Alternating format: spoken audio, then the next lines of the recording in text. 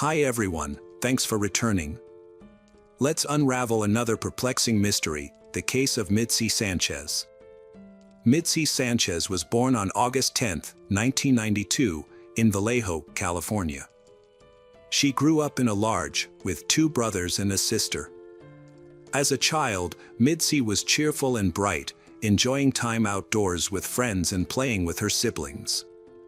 From a young age, she demonstrated independence, often walking to elementary school with her brother without adult supervision, as the school was nearby. On August 10, 2000, Midsi's 8th birthday, she was excited about the celebration party her family had planned. However, when she asked her mom if she could skip school, the request was denied. Upset, Midsi left her home with her brother at around 7:30 a.m. The plan was for her to wait for her brother after classes, and they would walk home together. But when her brother went outside the school, he couldn't find Midsi. Assuming she had already left without him, he headed home alone. However, when he arrived home, Midsi had disappeared without a trace. Midsi's older sister grew concerned when she realized Midsi was missing, especially since her birthday party was supposed to take place that day. As her absence seemed unusual, the sister called their mother around 4 p.m. to report the situation. The mother immediately contacted Midsi's school and confirmed that Midsi had attended all her classes that day. However, when the mother reached out to family members and Midsi's friends, no one had seen her after school. Midsi's family became worried and started looking for her. Family, friends, and neighbors mounted a massive search operation. Some walked the streets, while others went door to door along the route from her home to school, asking locals if they had seen her. They also distributed flyers with information about Midsi. Despite their extensive efforts, they were unable to find her, leading Midsi's parents to call 911 for assistance. The police quickly joined the search and local media started covering the case. The news of Midsi's disappearance spread quickly, not just in local news outlets but also across the state. Midsi's family has given several interviews to raise awareness of her disappearance. Her mother desperately pleaded with them to return her daughter safely. The police received a lot of information, but none of it was useful. 24 hours after Midsi went missing, the investigation had new clues. A man contacted the police to report finding bloody rags at a landfill. After further examination, experts discovered that the rags were actually bed sheets from a hotel in Vallejo. The evidence was sent to the lab for analysis, but it would take several days to obtain the results. Investigators also went to the hotel, but they were unable to confirm whether Midsi was there. As the investigators waited for the lab results, they thoroughly searched the landfill for any additional clues, but they found nothing. However, the next day, August 12, the police received a call that changed the course of the investigation. At around 11 a.m., a man called the police to report a disturbing incident.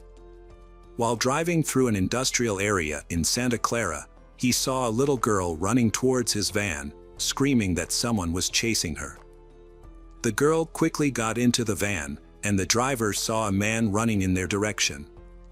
A young girl escaped from her kidnapper and sought help from a van driver. As soon as she got into the truck, the kidnapper quickly fled the scene. The girl, who identified herself as Midsi Sanchez, told the driver what had happened, and he immediately contacted the police. The officers quickly took Midsi to a hospital for a medical examination.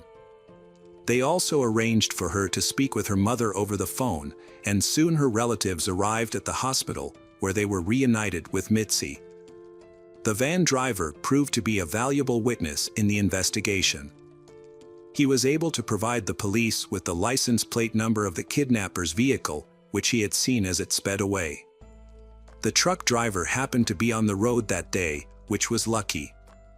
If he hadn't been there, the kidnapper might have caught up with Midsi. The police checked the license plate and discovered that the car belonged to 39-year-old Curtis Dean Anderson, a man with a history of crime. He had previous convictions for theft and kidnapping and was also suspected of other offenses. Police took a statement from Midsi about what happened to her. Midsi recounted that on August 10th, she was excited to finish school and head home to celebrate her birthday with her family. When her last class ended, she decided not to wait for her brother and walked home alone. As she walked, she noticed a car parked by the side of the road about a few hundred yards away. Inside, a man was watching her through the rearview mirror. The girl felt uncomfortable, but she was not worried because it was daytime and she was walking on a familiar street. In addition, because she was young, she was not aware of the potential risks posed by strangers. Midsi was approached by a man who got out of his car and asked for her help. He claimed to have a leg injury from an accident and needed assistance in retrieving a roll of tape from under the car seat. Despite feeling uneasy, Midsi agreed to help, as her parents had taught her to assist others in need. However, as soon as Midsi reached for the tape, the man's intentions became clear. He pushed her into the car, covered her mouth, and slammed the door shut. Midsi tried to scream, but it was too late. The man drove away, Midsi to watch in horror as they passed by her home, where her family was preparing to celebrate her birthday. The man eventually stopped in a deserted parking lot, where he gave Midsi new clothes and forced her to change. He then threw away her old clothes in a nearby trash bin.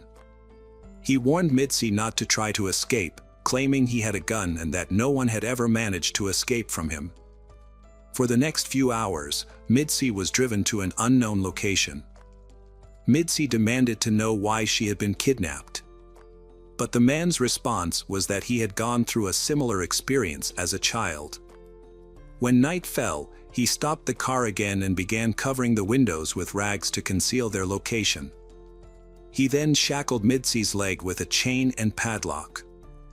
The man pulled out a bottle of alcohol and insisted that Midsi drink some.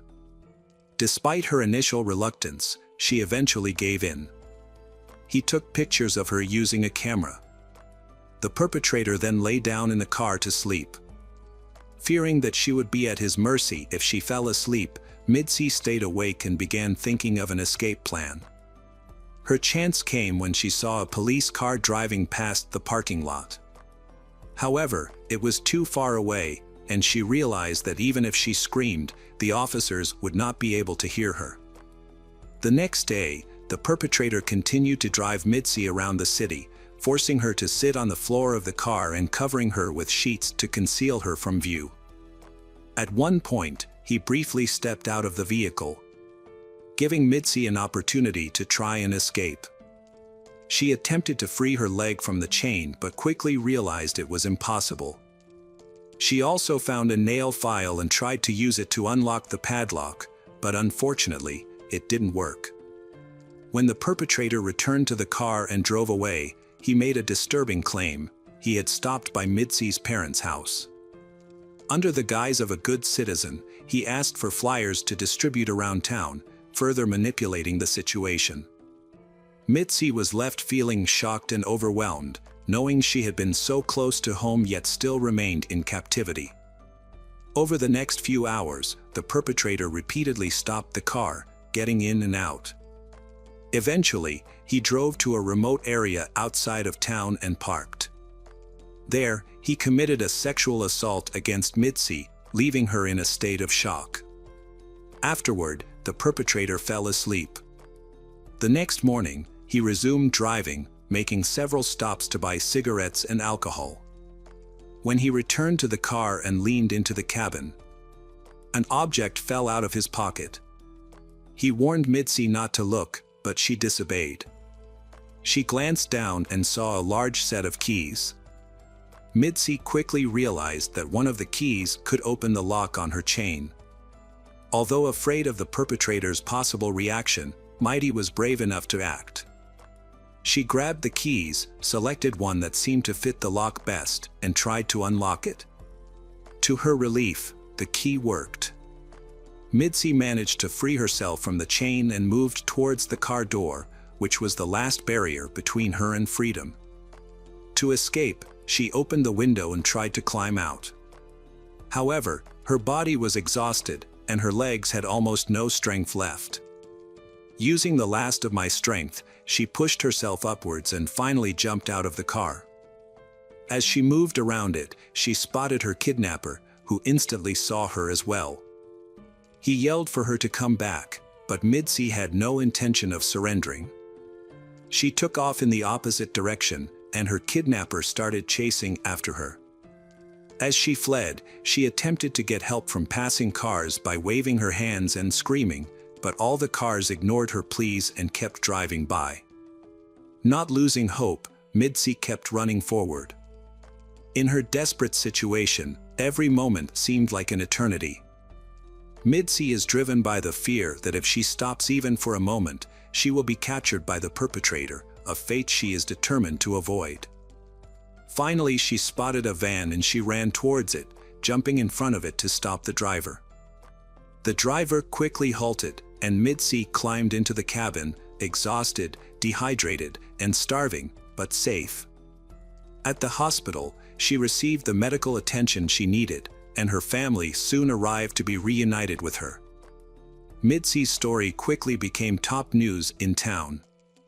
When she returned home, thousands of people gathered on her street, cheering and shouting birthday wishes she had missed while in captivity. Meanwhile, the police were searching for her kidnapper, whose location remained unknown. During the investigation, the police showed Midsi's mother a photo of the suspect, and she recognized him. She had seen him twice before, once before Midsi's abduction, when he was standing on their street, staring at their house, and again the day after Midsi's disappearance, when he came to their home asking for flyers. Police eventually arrested the suspect, Curtis. He confessed to Midsi that she was not his first victim and that no one had ever managed to escape him before. Curtis's careful planning and execution suggested he had experience with similar crimes. It is notable that Curtis had a prior conviction for kidnapping a woman in 1991, for which he served time until his release in November 1999. The trial began in April of the same year. Midsi bravely testified in a crowded courtroom, recounting every detail of Curtis's crimes against her. Even though Curtis was there, Midsi remained calm and completed his mission. As a result, Curtis received a 251-year prison sentence. However, this marked the beginning of a new chapter in the investigation. Detectives regularly visited Curtis in jail, questioning him about potential involvement in other crimes. One of these visits, they discovered that Curtis had confessed to a fellow inmate about kidnapping and murdering 8 additional girls. The inmate agreed to cooperate with the police, sharing Curtis's confession in detail. However, Curtis himself was reluctant to reveal all his secrets. Instead of denying the allegations, he attempted to negotiate privileges in exchange for information, speaking with detectives in riddles. As for Midsi, she was constantly bullied and ridiculed by her classmates, labeling her the kidnapped girl. They even told her she should have died instead of being rescued. The constant bullying made her school years extremely difficult, which hindered her recovery from the traumatic experience. Midsi could no longer handle the immense pressure. As a result, she turned to alcohol as a means of coping with stress, relying more and more on it. Eventually, she lost hope of returning to a normal life. However, a car accident after a party with friends changes her life forever. Midsi suffered serious injuries, including a broken neck and arm, and spent 2 weeks in a coma. Upon waking up, she received news from her doctors. She was pregnant with a daughter. This gave Midsi the power to change her life for the better. She decided to devote herself entirely to her daughter and also to helping other children who were victims of various crimes. Midsi went on to found a non-profit organization that continues to help those in need to this day. As for Curtis, he passed away in 2007 due to illness, just 6 years after being sentenced. The detectives' only regret was that they were unable to obtain full confessions from him regarding other cases he was suspected of being involved in. Notably, his son followed a similar path and was also convicted of murder. Unfortunately, the son's life was cut short in prison in 2019. Hi there, investigators. It's time to uncover the truth behind another case. The case of Jake Wagner. Hannah Mae Roden, 13, and Edward Jake Wagner, 18, met at a dance and quickly became lovers. As a result, the Roden and Wagner families began to spend time together, sharing weekends and parties, and Hannah Mae and Jake's love continued to grow. When Hannah Mae turned 15 years old, she revealed that she was pregnant. Jake was delighted with the news and hoped his family would be too. The Wagner family placed great emphasis on tradition and family lineage, and they adored children, viewing them as a continuation of their traditions. In fact, they often passed the name down from generation to generation, as seen in Jake's family, with his father being George Wagner III and his brother George Wagner IV. On the other hand, the Roden family had a more practical approach to family life. Even though they were divorced, Christopher Roden Sr. and Dana Roden remained close and devoted to their 3 children, prioritizing their happiness above all else. Unlike the Wagner family, the Rodens lived modestly, with Christopher working odd jobs and Dana as a nurse's assistant. Despite economic limitations, the Roden family instilled strong traditional values in their children, including Christopher Jr., Hannah Mae, and Clarence, Frankie. The family was overjoyed when Hannah Mae gave birth to a daughter named Sophie, and they threw a big party.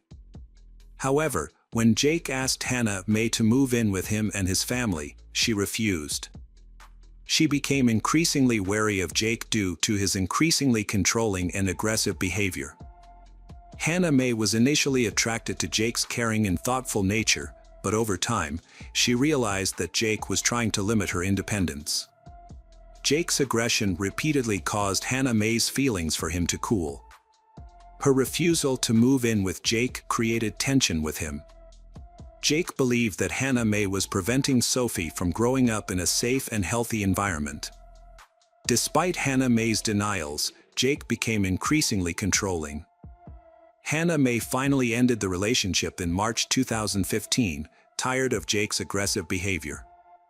At that point, the Wagner family wanted sole custody of Sophie. Jake had to put in a lot of effort to convince Hannah Mae to sign over custody of the children to him and his brother. However, Hannah Mae refused. In a heated exchange, Jake angrily sent a text message saying that if necessary, he would use force to gain custody of Sophie. This revelation confirmed the Wagner family's willingness to use coercion and intimidation to achieve their goals. To protect herself and her daughter from this unscrupulous family, Hannah decided to distance herself and raise her child alone. She chose to work as a nursing assistant, continued her studies, and took care of Sophie herself. The situation escalated when Hannah became pregnant again. Although Hannah confirmed that the child was not Jake's, he still had doubts and tried to discover the truth. In December 2015, Jake logged into Hannah's social media accounts but found no evidence of an affair. A trial ensued, involving repeated interactions between the Wagner family and Hannah. In one text message, Hannah asserted that the Wagner family would have to get rid of her before they could gain custody of Sophie. Jake shared this letter with his family, angering them. His grandmother, Rita Newcomb, 65, retaliated by forging an important custody-related document. During the custody trial for Sophie, Christopher Roden and George Wagner III had a heated argument. This incident caused a complete rift in the relationship between the two families. The Wagner family soon came up with a terrible idea. They believed that Hannah Roden was uncooperative and decided that the only solution was to eliminate her and the entire Roden family in order to gain custody of Sophie. By Christmas 2016, this twisted idea was the start of a terrible crime. While everyone focused on love and celebration during the holiday season, the Wagner family had other intentions. They held a family vote to decide whether to continue with their evil plan or not. After everyone agreed, they assigned each person roles and began preparing. The Wagner family spent 5 months researching the Roden family home, including surveillance cameras, daily habits, and work schedules of each Roden family member. Each member of the Wagner family was assigned a specific task. Angela Wagner purchased a communications blocking device and planned to secretly install it on the Roden family's phone to prevent anyone from being able to contact the police. George Wagner III offered to build a homemade silencer and handle transportation the night of the crime, securing a truck and not attracting attention. Meanwhile, Sophie was safe at home with Angela because the court had awarded Hannah and Jake joint custody of Sophie. The Wagner family chose the time when it was their turn to care for Sophie in order to keep Sophie safe. It was clear that the Wagner family had meticulously planned every detail to carry out a perfect execution. At approximately 8 a.m. on April 22, 2016, George Wagner III visited Christopher Roden under the pretense of offering Christopher a job opportunity that could improve his family's financial situation. However, the job offer was just an excuse to get into the house. A moment later, Christopher Roden Sr. opened the door. A while later, as usual, Bobby Jo Manley arrived at Christopher's house to take care of the Roden family's animals. While outside the house, she noticed someone was inside, which was unusual for that time of day. Every member of the Roden family usually went about their work and was not at home. However, when she entered the house, she found Christopher and his cousin Gary, 38, lying in a pool of blood. Horrified, Bobby grabbed the phone and called emergency services, reporting what she had seen and asking for assistance. Still shaking, Bobby went to other relatives' houses and knocked loudly on one of their doors. A 3-year-old boy, the son of Clarence Frankie Roden, appeared, and Bobby asked him where his parents were. However, the boy did not respond but just pointed towards the bed. When she entered the house, she witnessed another horrifying scene. Clarence and his wife, Hannah Hazel, lay motionless. Lying between them was their 6-month-old baby, still alive but covered in the blood of Clarence and Hannah Hazel. After Bobby's 911 call, police quickly arrived on the scene. As the officers approached the Roden property, a neighbor intervened, sensing worried. He requested that the officers check 2 additional addresses of family members. His concern was justified, as police found bloody bodies in the 3rd house. The victims were identified as Dana, 19-year-old Hannah Mae, and 16-year-old Christopher Jr. The attackers had spared Hannah's youngest child, a baby girl only a few days old. Later, another victim was discovered, 44-year-old Kenneth, the elder Roden's brother, who lived a 15-minute walk from the others. By 2 p.m., 8 victims had been identified: Christopher Sr., Dana, Clarence, Hannah Hazel, Christopher Jr., Hannah Mae, Kenneth, and Gary. The only survivors were young children, a 3-year-old, a 6-month-old and a 4-day-old newborn, along with 2-year-old Sophie, who was at the Wagner home at the time of the incident. After examining the bodies, police concluded that all the victims had been killed in their sleep by gunshot wounds. Detectives later reconstructed the events of that day. Christopher Sr. was awake when the attackers burst into the house, as evidenced by a wound on his right arm. Christopher Sr. attempted to defend himself but was hit with 9 shots to the head, torso, and limbs. In addition, 5 bullets were removed from Dana Roden's neck and head. The rest of the family died from gunshot wounds to the head. Gary was shot 5 times, Christopher Jr. 4 times, Clarence and his wife Hannah Hazel 3 times each, and Hannah Mae twice. Kenneth was the only one shot once. In total, the assailant fired 32 shots, with some shots fired after the victims were already dead. Some bodies also showed signs of physical abuse. Since no one in the area heard anything, investigators believe the perpetrators used silencers, indicating a carefully planned and executed act. It was clear that the victims were targeted, and someone wanted revenge on the entire Roden family. During the search, police found 5 Remington shell casings of different types and an unused bullet from a different gun model. The scale of the case shows that this was a case with multiple murderers. Leonard Manley, Dana's father, claimed that the criminals must have known the family well, or the dogs would have been barking loudly. The question of who committed this act kept police officers busy. The Attorney General's office provided over $20,000 for the Roden family's funeral. Roden family were buried in several stages. On April 28, 2016, Gary was the first to be laid to rest in South Shore, Kentucky. Hannah Hazel's funeral followed on May 1 in the village of Atway, Coteau County, Ohio.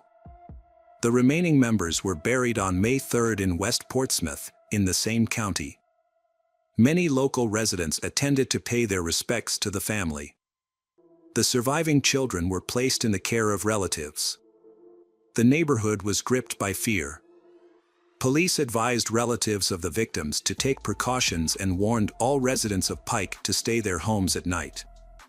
The brutal mass murder outraged residents across the state, who demanded that the investigation's findings be made public and the perpetrators be caught as soon as possible. As part of the investigation, the murdered family's 3 homes had been investigated, followed by several more vehicles the following day. Forensic experts had participated in the investigation and had meticulously examined the homes, but no DNA evidence of the suspects had been found in any of the homes. Cameras had been installed in the houses, but they had not provided any useful information because they had been disabled. It seemed the culprit had planned every detail carefully, leaving no clues behind. However, detectives eventually discovered a key piece of evidence that had helped solve the case. An important detail was that marijuana plants were discovered at 3 crime scenes. At one location, around 200 plants were found. The police believed the cannabis was grown for sale rather than personal use. This led to speculation about the involvement of Mexican drug traffickers. However, the amount of cannabis found was too small to suggest an attack by an entire cartel. In January 2017, a close relative of the Roden family was arrested for drug trafficking. This was considered a coincidental circumstance. Leonard Manley stated that his daughter, Dana, had no involvement with the cannabis operations. Some family members confirmed that the older brothers, Christopher and Kenneth Roden, grew marijuana, but they were unaware of any large-scale cultivation. Specialized equipment for breeding chickens for fighting, as well as cages with roosters, were found at the Roden's house. However, it soon became clear that illegal cockfighting was not the cause of the homicides either. Months went by without uncovering the true motive behind the crime. On April 13, 2017, local authorities announced they lacked sufficient evidence to make any arrests. Nevertheless, prosecutor Rob Yum stated the investigation was ongoing, suggesting they had some leads they were not yet ready to disclose. Another year had passed since the mass crime occurred, and its second memorial service went largely unnoticed. There was no coverage in the local press, and neither the sheriff or the prosecutor attended the memorial service. This led the community to believe that the investigation had stalled. However, on May 12, 2017, a special weapons and tactics team unexpectedly raided a home in Pike County, about 10 miles from the crime scene. Initially, they were searching for suspects, but it was later revealed that they were gathering evidence. Detectives also searched a house in Adams County that had once been owned by Jake Wagner, although he had sold it by then. The investigation took a dramatic turn on June 20, 2017, when the focus shifted to the Wagner family. The investigation included 26-year-old Jake, 27-year-old George III, 47-year-old George IV, and 48-year-old Angela, who lived approximately 15 miles from the victim. The Wagner family moved to Kenai, Alaska, claiming they were struggling to stay in the area. The Wagner family expressed their love for the Roden family, saying their deaths had devastated the Wagner family. The investigation indeed had a breakthrough. Authorities were seeking information from the public about the Wagner family's dealings in guns, ammunition, vehicles, and other related topics. According to the investigation, every family member was involved in the crime that occurred on November 13, 2018. The Attorney General announced that the Wagners and their sons had been arrested and charged with planning and carrying out the murder. Rita Newcomb, the 65-year-old mother of Angela and Frida Wagner, the mother of George Wagner III, had also been arrested for perjury and obstruction of justice. In 2019, Rita Newcomb had undergone handwriting analysis to confirm her role in forging guardianship documents for Sophie. To avoid going to jail, she had entered a plea deal. As a result, the charges against Frederica Wagner were dropped in June 2019. 2 years later, on April 22, 2021, Jake had reached an agreement with the prosecution.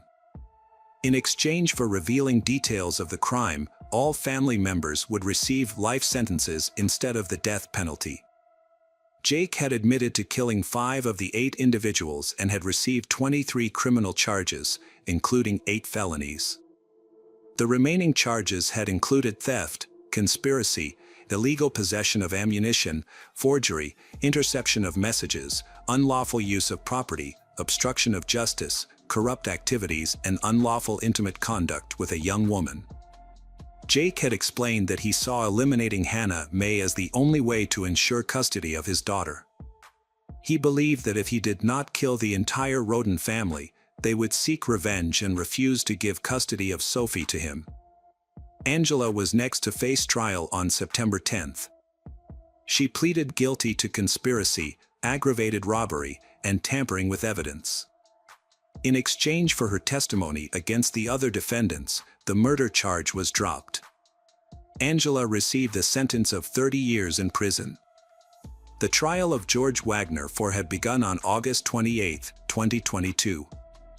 Although he denied any involvement in the crime, the prosecution presented evidence of his participation in the planning, execution, and cover-up. Ultimately, George IV was found guilty on 22 counts and was sentenced to life in prison without the possibility of parole. George III's trial was scheduled for February 2024. Despite the convictions of his family members, he maintained his innocence. The once harmonious family's descent into madness was baffling, and their actions were unforgivable. The actions of the Wagner family left 3 children orphaned, depriving them of the love of their parents, relatives, and a peaceful life. One couldn't help but wonder what Sophie would be like when she grew up and realized what had happened. Hello friends, welcome to our channel. Today we're going to take a look at another horrible case with you, the case of Abril Perez Sagayan. Abril Perez Sagayan was born in 1971 in Monterrey, Nuevo León, Mexico. Her mother, Maria del Socorro, worked diligently 7 days a week to ensure her 3 children, Abril, Javier, and Anna, had the opportunity for the best possible education and a bright future. Even at a young age, Abril displayed an exceptional aptitude for science and made it her goal to pursue higher education and financial independence. As Abril matured, she embodied a unique combination of intelligence, compassion, and physical beauty. Her sociable nature and innate leadership qualities made her an inspiration to her friends and a standout professional in her field. She earned a bachelor's degree from the University of Nuevo León and a master's degree in business from the Monterrey Institute of Technology. As Abril's career progressed, she discovered her passion for digital sales and rapidly climbed the ranks. She attained a prominent position as an executive director at Bilbao Bank in the United States. During the early 1990s, a time when Abril's professional accomplishments were flourishing, she met Juan Carlos Garcia Sanchez. Juan Carlos was an ambitious entrepreneur, born on November 11, 1968. Juan Carlos and Abril discovered they had a lot in common. Both had attended the Monterrey Institute of Science and Technology, where Abril studied and Juan Carlos earned his degree with high academic achievement. Juan Carlos had also studied at top U.S. universities, including the University of Pennsylvania and Harvard. With his education and experience, he considered himself a professional entrepreneur in e-commerce and financial technology. Juan and Abril became inseparable, collaborating on projects and socializing in the same friend circle. As time passed, their friendship blossomed into romance. After a few years of dating, they decided to tie the knot, and their wedding took place in 1994. Their collaboration led to numerous successful projects, including the online stores Pag Mobile and Plascom. They also played a key role in the development of the Dem store, which became a leading e-commerce platform in Mexico. By 1999, their life appeared to be a perfect fairy tale, with both partners achieving great success in their careers and enjoying a happy relationship. Their joy was further amplified with the birth of their first child, Ana Cecilia, in 2001. 2 years later, they welcomed a son, Juan Carlos Jr., followed by another son, Julio Andres, in 2005. Despite their busy schedules, Abril prioritized her children's needs, taking care of them personally and attending their school activities. Abril's devotion earned her the respect and admiration of those around her. Juan Carlos was also a dedicated father, and together they created a seemingly ideal family that many people envied. However, behind the facade, the family was struggling with difficulties, and all members suffered due to Juan's short temper. Juan was a cruel man who frequently lashed out at anyone who crossed his path. His behavior towards his wife, Abril, began with verbal abuse, making her feel uncomfortable and hurt with his insulting words. Over time, the situation worsened, and Juan started using physical violence against Abril, regularly beating her. Abril attempted to conceal the abuse from her friends and family, fearing that she wouldn't be able to provide for their children on her own. She believed that staying with Juan would give their children a better future. However, by 2009, the situation had become so severe that others began to suspect what was happening in the family. Abril has always kept it a secret from her friends and family, but whenever they asked about a possible divorce, she insisted that she wouldn't leave Juan. By 2014, Juan had reached the pinnacle of his career, becoming a prominent figure in Amazon's retail industry in Mexico. A year later, when Juan became the director of Amazon in Mexico, the family had to relocate to Mexico City. Abril hoped that the change of scenery would resolve their problems, but unfortunately, the abuse continued. Juan Carlos presented himself as a loving husband and father to the public, but behind closed doors, he was abusive and controlling towards his wife, Abril. He would often post on social media about how much he loved her, but in reality, he was constantly accusing her of cheating and even hired a private investigator to gather evidence. Despite his successful career, which included becoming the director of e-commerce at a multinational company, his marriage was deteriorating. The tension between him and Abril became unbearable, and after a trip to Monterrey to celebrate Christmas with her family, she realized she couldn't stay in the marriage any longer. During the trip, Juan's anger boiled over, and he physically attacked Abril, grabbing her by the neck and strangling her. He had received a photo from the private investigator of Abril with a male colleague, which he mistakenly believed was her lover. In reality, the man was just a coworker. Abril decided not to engage with Juan's accusations and instead filed for divorce on January 4, 2019. They had already separated and planned to inform their children about their impending divorce. However, the situation took a violent turn one early morning. Abril was asleep when she was suddenly struck on the head with a baseball bat by her partner, Juan. Initially disoriented, Abril thought the ceiling had collapsed, but as her vision cleared, she saw Juan standing over her. She attempted to push him away and escape, but he overpowered her, prompting her to scream for help. Their 16-year-old son rushed to his mother's aid, quickly assessing the situation and intervening to prevent Juan from causing further harm. He managed to get Abril away from Juan and escorted her out of the house to seek emergency medical attention for her injuries. After the incident, Juan took to social media to share his side of the story. He made several posts claiming that Abril had been unfaithful, stolen his money, and wasted 26 years of his life. He also alleged that Abril had physically attacked him, stabbing him in the chest with a knife. To support his claims, he attached photos of the knife and what appeared to be bloodstains. One of Juan's friends responded by recording a video asking people to share the information. However, Juan's posts became increasingly bizarre. At one point, he even posted a message claiming that Abril had taken her life, despite being clearly alive. This move remains puzzling to this day. Meanwhile, Abril had been recovering in the hospital. After her discharge, she immediately filed a police report against her husband. The authorities sided with her, granting her custody of their 2 children and ordering Juan to pay 6,000 Mexican pesos, approximately $1,350, in monthly alimony. However, this amount was deemed insufficient to cover the costs of raising their 2 minors. After overcoming her initial fear and financial struggles, Abril began a new chapter in her life, driven by her determination to create a better future for her children. She relocated to Monterrey with her kids, where she attended Juan Carlos' trial and filed for divorce. Reflecting on her traumatic experience and the abuse she suffered, Abril reevaluated her life.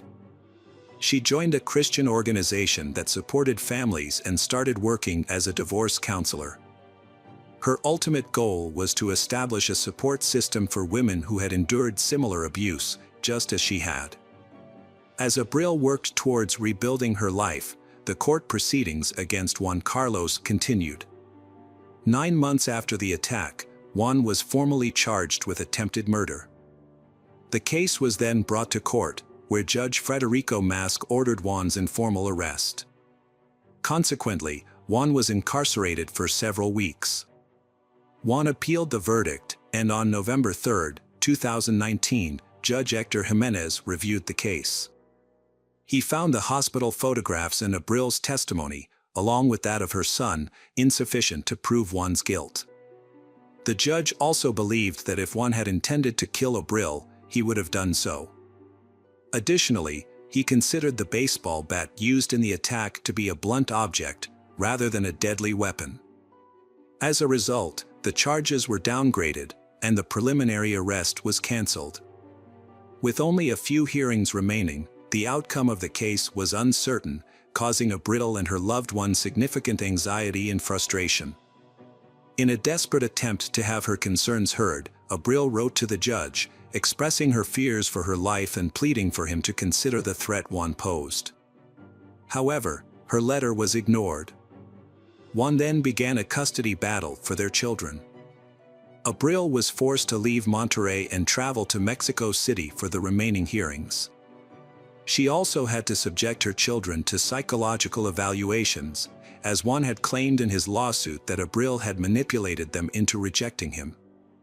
A week before a critical court hearing, Abril sat down with her 3 children to express her love and wishes for their future. She encouraged them to chase their dreams and find the strength to forgive their father. This conversation seemed like a farewell, as if Abril sensed that it might be her last opportunity to reassure her children of her love. On November 25, 2019, Abril followed her ex-husband's instructions to avoid potential legal issues that could have led to her separation from her children. She traveled to Mexico City, coincidentally on the same day that thousands of women marched in the streets to commemorate the International Day Against Gender-Based Violence on March 19, 2021. The court reclassified a case involving violence against Abril, which occurred in January 2019, as attempted murder. This decision was made after Abril's relatives and the prosecutor filed several petitions for judicial review, ultimately leading to the cancellation of the original decision.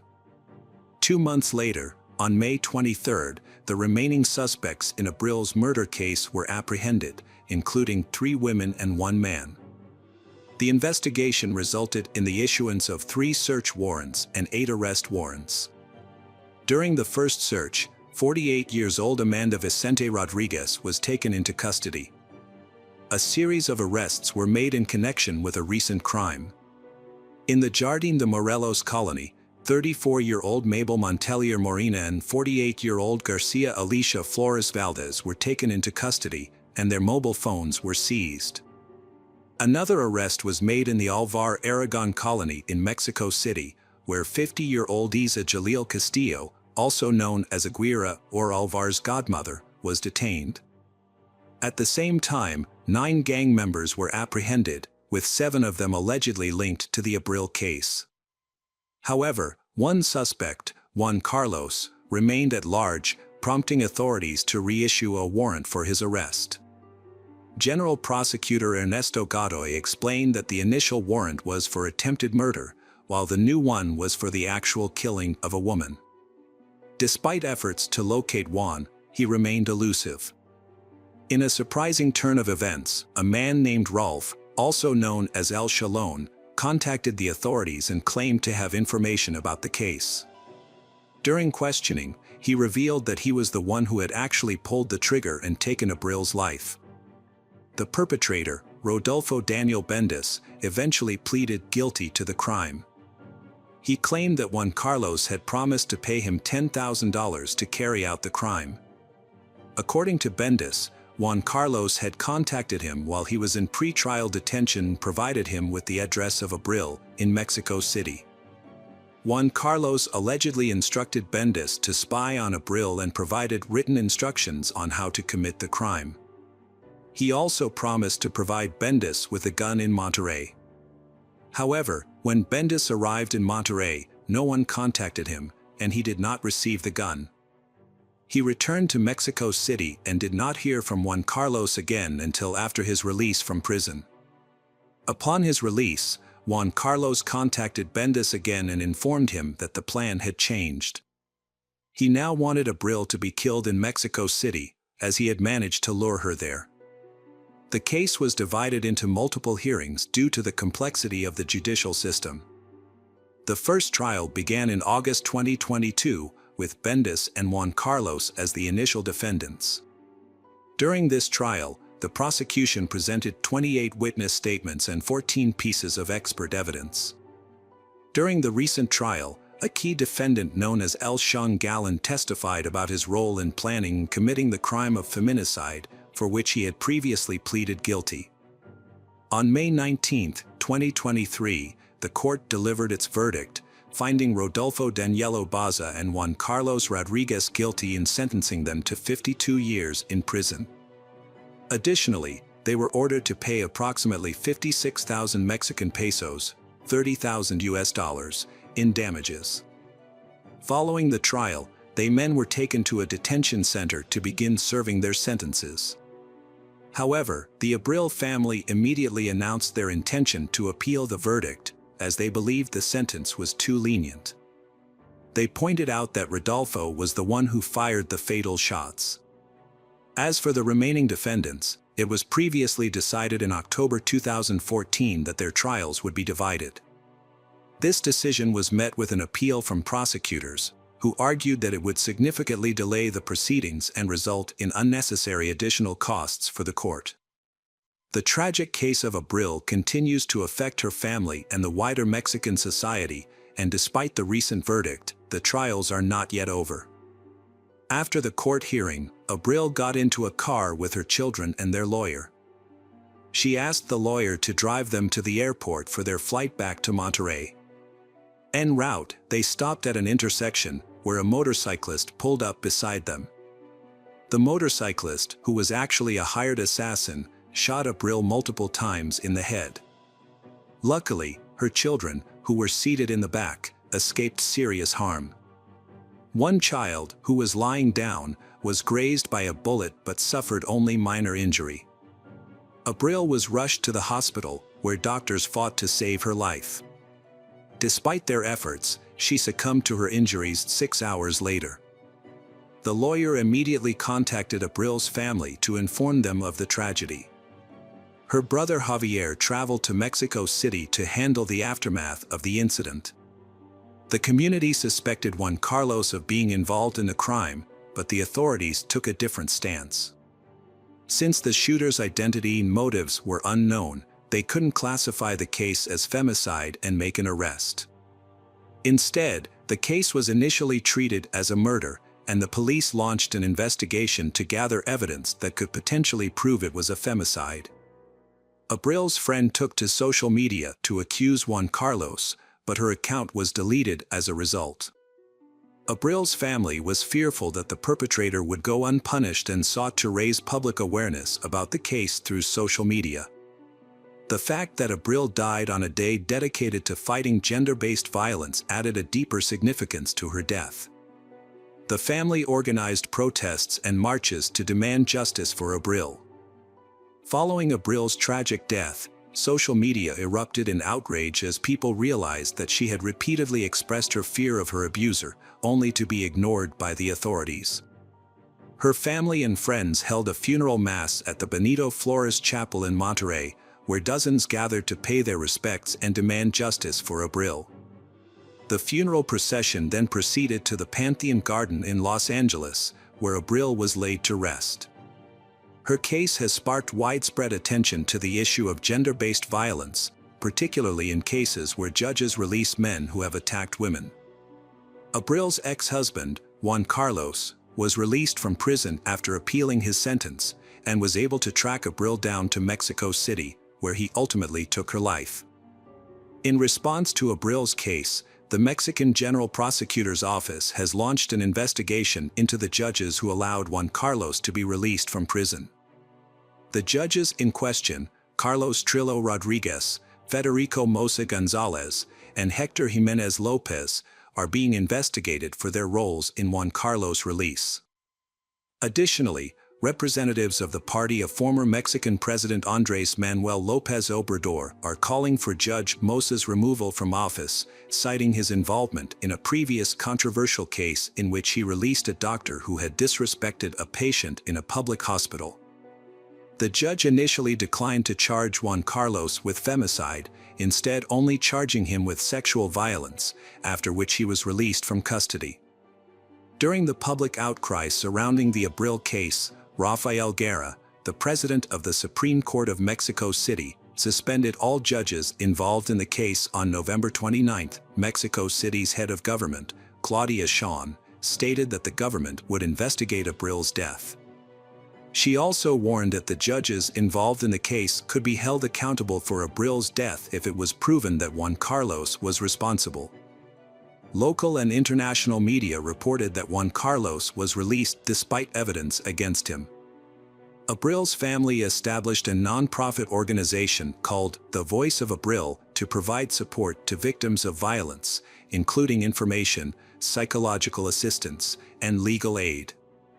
The public demonstrations sparked by Abril's death prompted the prosecutor's office to reclassify the case against Juan Carlos, seeking to prosecute him for attempted murder, which could result in his imprisonment. After being charged, Juan Carlos took to social media to claim that he wanted justice for the crime against Abril and that the perpetrator should be punished. He also stated that he was willing to cooperate with the police, despite having a troubled marriage with Abril, and he would never have wanted her to meet such a tragic end. However, his post sparked widespread discontent among the community. His 18-year-old daughter, Ana Cecilia, publicly spoke out against her father, accusing him of physically and mentally abusing her, her siblings, and Abril over the years. She shared disturbing photos of Abril's injuries after being attacked with a baseball bat. Ana described her father as a narcissistic sociopath who allegedly bribed his way out of prison. During the ongoing investigation and protests, an arrest warrant was issued for Juan Carlos, but it was not directly related to the Abril case. Instead, it was due to him violating judicial duties. Although he was released on the condition that he would check in with the police station weekly, he failed to do so. After missing 2 court hearings, Judge Agustin Monra Gaspar Canel was left with no choice but to issue the order. Juan wrote a letter claiming he feared for his life and did not want to attend the hearings, stating he and his family had received death threats since Abril's death. He believed someone would seek revenge if he appeared in court. However, the judge rejected this excuse and issued an arrest warrant, also restricting Juan from leaving the country. The investigation continued, aiming to uncover the truth. A letter from Juan was discovered, in which he again denied involvement in Abril's death, claiming he never intended to harm her. He described the night of the incident, stating that Abril had initiated a fight, stabbing him in the side, and he had hit her with a bat in self-defense. The letter sparked outrage among those who heard it, with no one believing Juan's account. The investigation has revealed that Juan Carlos is the primary suspect in the case. Further investigation by the police has identified at least 7 other individuals involved in the crime against Abril. This conclusion was reached after reviewing surveillance footage from the area where the events occurred. The footage shows 2 cars following Abril as she left the courthouse. The drivers of these cars were in contact with the perpetrator who fatally shot Abril. After the attack, the perpetrator and their cars fled the scene. Although the identities of the pursuers were not yet known at the time, the investigation suggested that Juan Carlos may have been involved in the crime. According to investigators, Juan Carlos likely met these individuals while he was in prison and paid one of them to protect him. After his associates were released from prison, Juan Carlos was also released. He then paid them to kill Abril.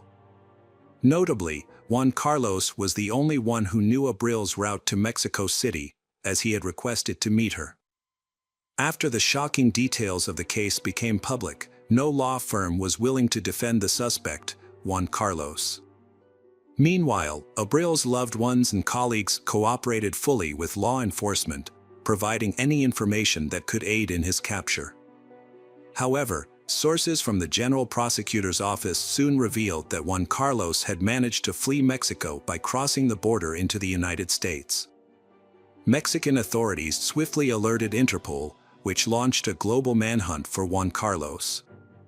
As a result, he became a wanted man in over 151 countries, with authorities determined to apprehend him at all costs. By the end of January 2024, the case had gone cold, with no new leads or updates. 4 years have passed since Abril's tragic death, yet the true perpetrators remain unpunished. Her children are now living with her family on the outskirts of Mexico City, holding on to the hope that justice will eventually be served. The question on everyone's mind remains, where is Juan Carlos? His capture is still the top priority for the authorities. Abril's family has vowed to continue fighting for justice until Juan Carlos is found and brought to justice. Hello friends, welcome to our channel. Today we're going to take a look at another horrible case with you. The case of Jessica Paget. Jessica was born on December 15, 1980, in Pennsylvania, where she spent her entire life. As a child, she was energetic and cheerful. However, her parents, Thomas and Danelle, divorced when she was young. Her mother later remarried, and Jessica formed a close bond with her stepfather, whom she considered her second father. After graduating from high school in 1998, Jessica attended college to study preschool education. It was during this time that she met her future husband, Michael Paget. They began dating, moved in together, and had 2 children over the course of their 8-year relationship. Although they didn't get married until August 2014, Michael was a caring father and husband. However, like any family, they experienced ups and downs in their relationship. Jessica was happy with Michael, but just 4 months after their wedding, she vanished. Before her disappearance, Jessica worked at a kindergarten in Northampton for 2 years. She loved her job, as she was passionate about working with children and had a natural ability to connect with them. The children adored her, and she enjoyed spending time with them. On November 21, 2014, Jessica dropped off her older children at school and then headed to work with her younger son, who attended the same kindergarten. It was a typical day, with no indication of the trouble that was to come. Jessica asked her administrator if she could take a short break from work to send a fax to her mother's house in a rural area near Northampton. The administrator agreed, and Jessica left her son at kindergarten before driving to her mother's house.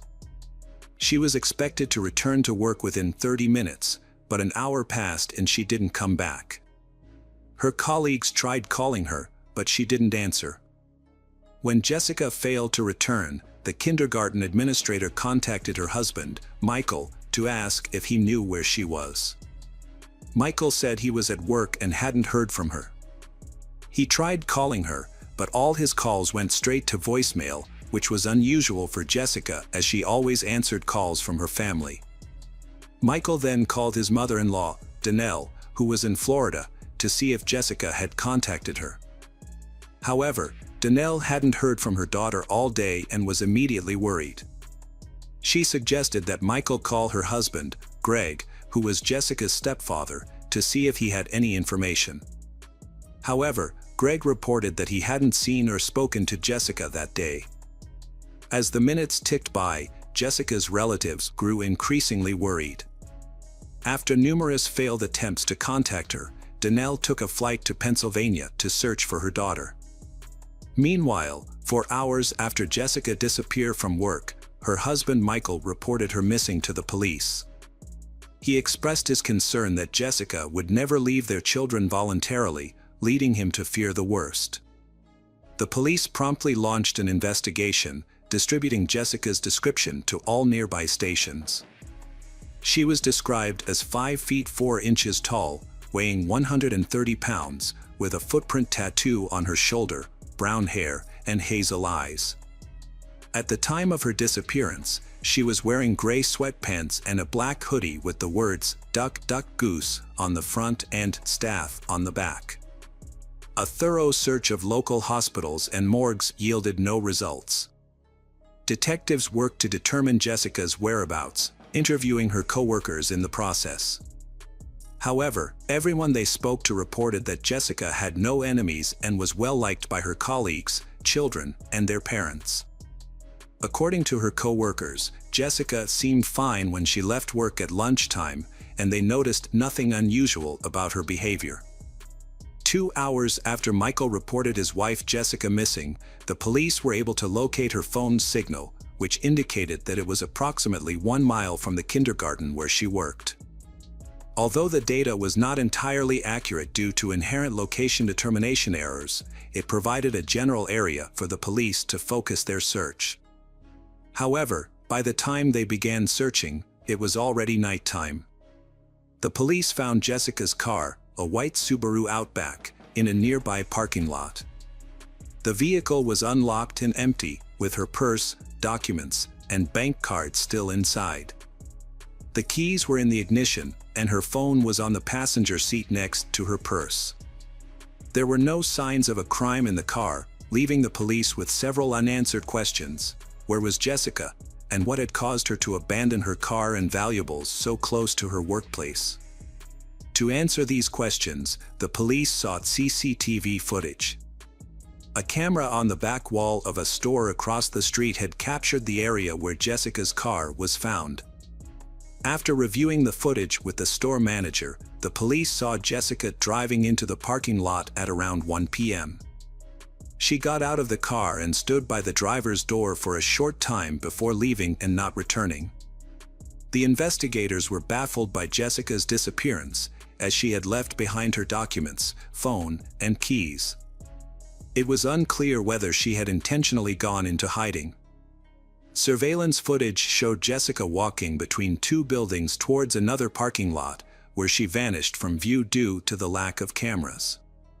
To get a better look at the footage, the investigators made a copy of the video to review on a larger screen at the police station.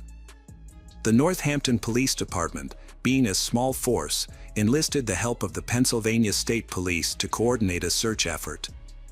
Flyers with Jessica's photo were distributed throughout Northampton and surrounding cities, as well as shared on social media and through local news outlets. State police detectives began reconstructing the events leading up to Jessica's disappearance. They started by re-interviewing the kindergarten staff, who revealed that Jessica had left work to send a fax from her mother's house. The detectives then visited the house, which was approximately 4 miles from the kindergarten, in search of answers. The detectives met with Danelle and her husband Greg at the scene and learned that Jessica had keys to their home and could visit at any time. On the day of her disappearance, both Danelle and Greg had been out, Danelle in Florida and Greg elsewhere, which left uncertainty about Jessica's activities at the house. They also checked Greg's fax machine for records of usage, but found that the device was faulty, which didn't provide any clear information. Jessica might have used another fax machine, but it still didn't explain why she had left her belongings in her car. The detectives decided to speak with Jessica's husband Michael, as husbands are often suspects in such cases. To confirm Michael's story that he was the first to leave the house on the day Jessica disappeared, detectives investigated his claim. It was a possibility they couldn't rule out, as statistically, a significant number of disappearances involve a partner. As they continued the investigation, the police arranged a search party, and local media alerted the public about Jessica's disappearance. Anyone with information was asked to come forward. By this point, 48 hours had passed, but no new leads emerged on Jessica's journey to her mother's house. To aid in their investigation, detectives scoured the route to her mother's house for surveillance cameras. One key location, an Exxon gas station adjacent to the main road leading to the mother's residence, had multiple cameras installed. Given the fact that this gas station was strategically situated on Jessica's stated route, the police logically inferred that if Jessica drove in the direction she said, she would be captured on camera. A review of the recording showed that her car was, indeed, captured driving by at approximately 12:56 p.m. From there, the journey to her mother's house took just a few minutes, suggesting Jessica would need to make the short trip back in order to utilize a functional fax machine, which wasn't operational at her mother's home. While fast-forwarding the tape to find a shot of the vehicle's potential return, detectives made a perplexing observation. The footage shows Jessica's white car speeding through a gas station just 14 minutes later. Notably, the car took a peculiar route, turning towards the gas station and continuing onto the other side without stopping, before heading towards the city center, where the car was later abandoned in a parking lot. Given her rapid pace, the likely reason for this unusual detour was a red traffic light at the intersection, which Jessica may have attempted to avoid by cutting through the gas station. From there, she drove onto a different road where the light was green and eventually left her car in the parking lot, where a police officer discovered it later. However, a surprising detail emerged upon closer inspection of the footage. Jessica, who was 5 feet 4 inches tall and 130 pounds, appeared to be much shorter and lighter than the person seen exiting her car. Measuring against the known height of the car, experts estimated that this person stood between 5 feet 11 inches and 6 feet 3 inches tall. Moreover, during their examination of the abandoned car, the police noticed that the driver's seat was pushed forward, which would make it uncomfortable for someone taller than 5 feet 11 inches to operate the vehicle comfortably. The police initially found it suspicious that the driver's seat was positioned for someone of Jessica's height. However, after reviewing the footage, they discovered that the person who got out of the car had adjusted the seat to its most forward position, attempting to make it seem like Jessica was driving. But this raised another question: who was the tall person seen in the footage? Michael, he, stood at around 6 feet tall. The police brought him in for questioning, and he denied any involvement in his wife's disappearance, claiming he was at work when the kindergarten staff called him. Detectives verified his alibi by interviewing his colleagues and tracking the geolocation of his phone on the day of Jessica's disappearance. The evidence confirmed that Michael was indeed at work at the time, which meant the person in the footage was not him. For days had passed since Jessica's disappearance, and her children were struggling to cope with the stress and uncertainty. Despite the ongoing search efforts, no leads had been found. Investigators re-examined the footage of someone exiting Jessica's car, but the person's identity remained a mystery. However, upon closer inspection, the officers noticed a detail they had previously missed. A minute after the unknown person disappeared from view, a white SUV, likely a Ford, left the scene. This new information led the police to Greg, Jessica's stepfather, who matched the suspect's height description and owned a similar vehicle. The police requested that Greg come to the station for questioning, leaving him shocked and dismayed to be considered a suspect in his stepdaughter's disappearance. Greg claimed that he had left his car at a service center for repairs and that a neighbor had given him a ride there to pick it up.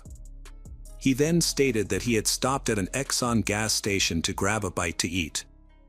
However, the police obtained CCTV footage from the gas station, which showed Greg driving past the station just 2 minutes after leaving the service center.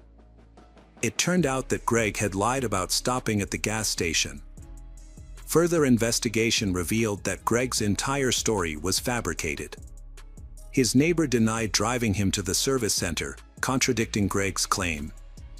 This led detectives to suspect that Greg might have been involved in Jessica's disappearance.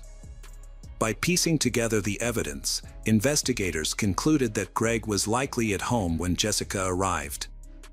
It's possible that something happened, and Greg drove Jessica's car to a parking lot in the city center. The police searched Greg's house, where they found evidence that contradicted his alibi.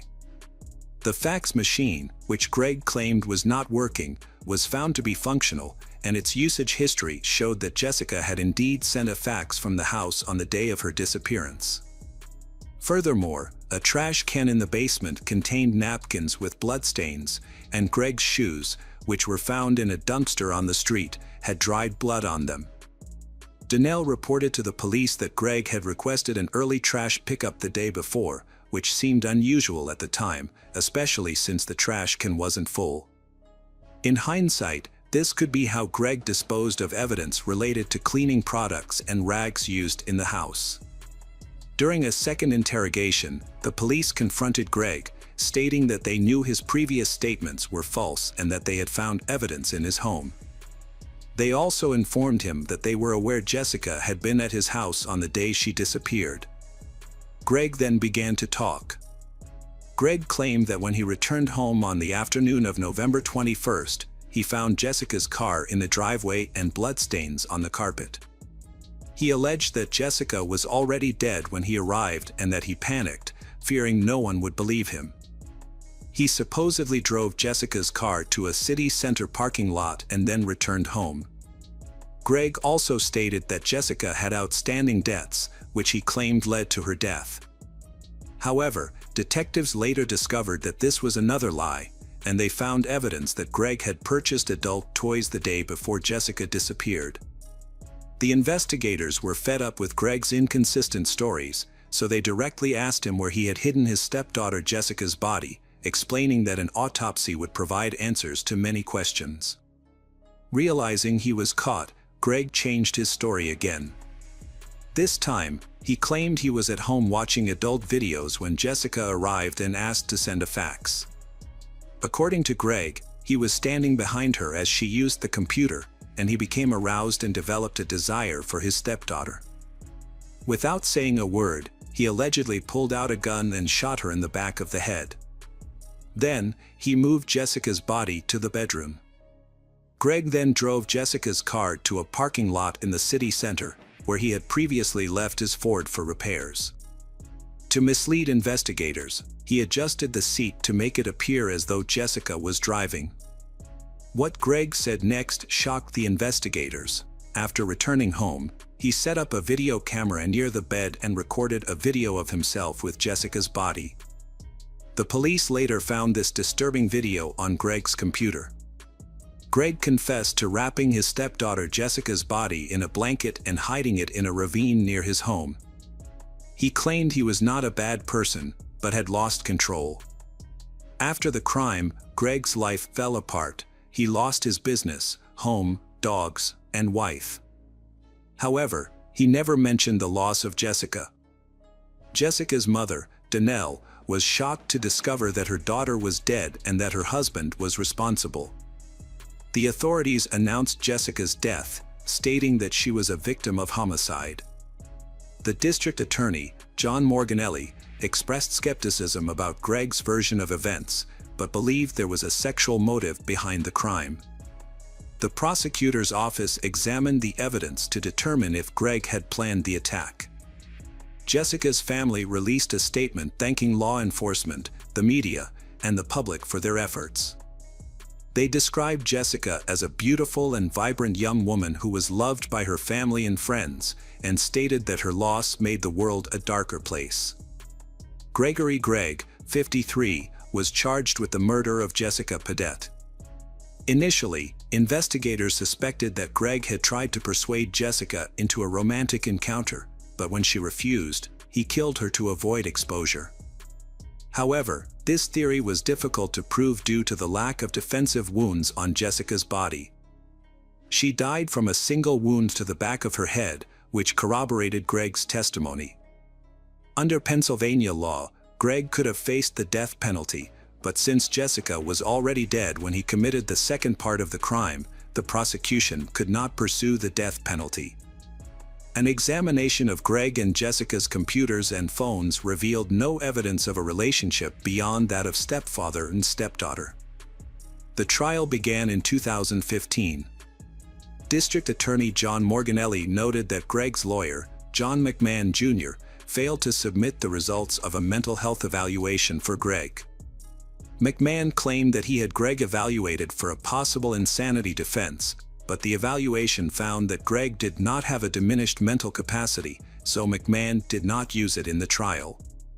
During the trial, the jury was forced to watch a disturbing 6-minute video that Greg had recorded, which showed him committing heinous crimes using adult toys he had purchased the day before. The jury was reluctant to view the video, but the judge ruled that they were obligated to watch it before reaching a verdict. Greg's lawyer argued that the crime was not premeditated and that his client should be charged with a third-degree crime rather than a first-degree crime. In response, Northampton County District Attorney John Morganelli presented the video as evidence to prove that the crime was, in fact, premeditated.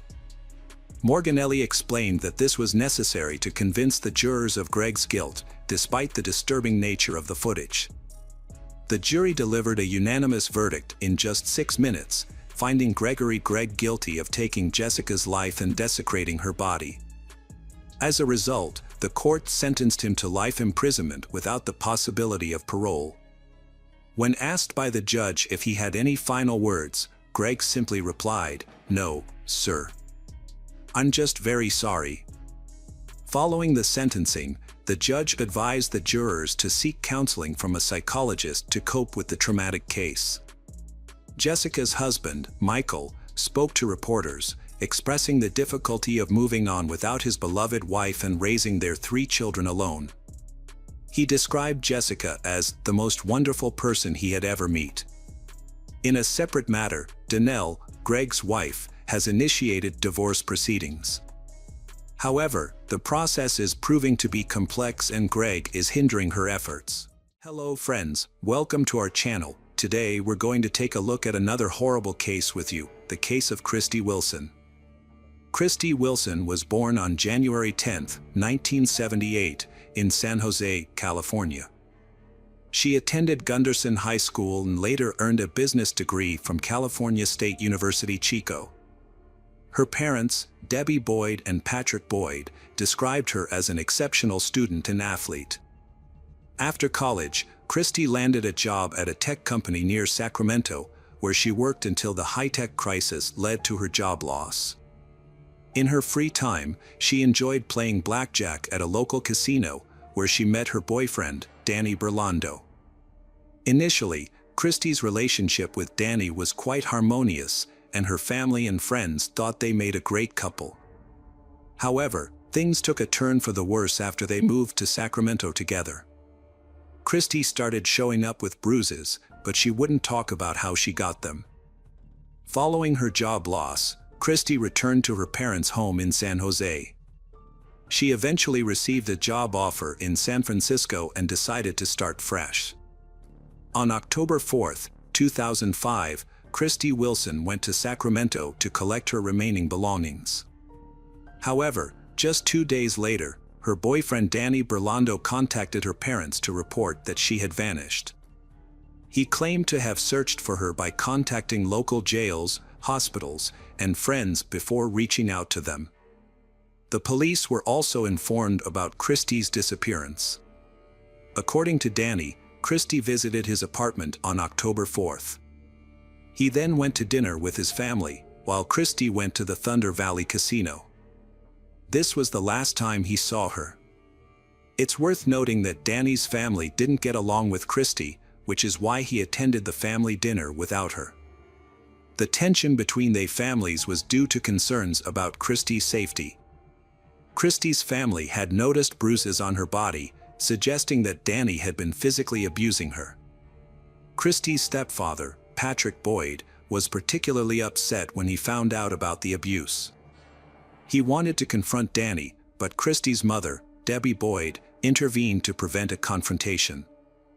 Danny Burlando was 31 years old when Christy disappeared. He had recently lost his job as a car salesman. About a month prior to Christy's disappearance, the police were called to their residence after neighbors reported hearing Christy screaming. Although the police found that they had been arguing, they made up quickly and no further action was taken. When Christy went missing, Danny was the primary suspect due to their previous altercation. His decision to wait nearly 48 hours before reporting her missing to the police raised suspicions that he might have used this time to destroy evidence.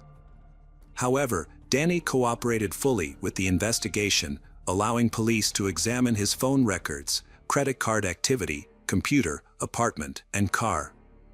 Despite being a suspect, no evidence of foul play was found. Danny had an alibi for the time Christy went missing, having attended a family dinner.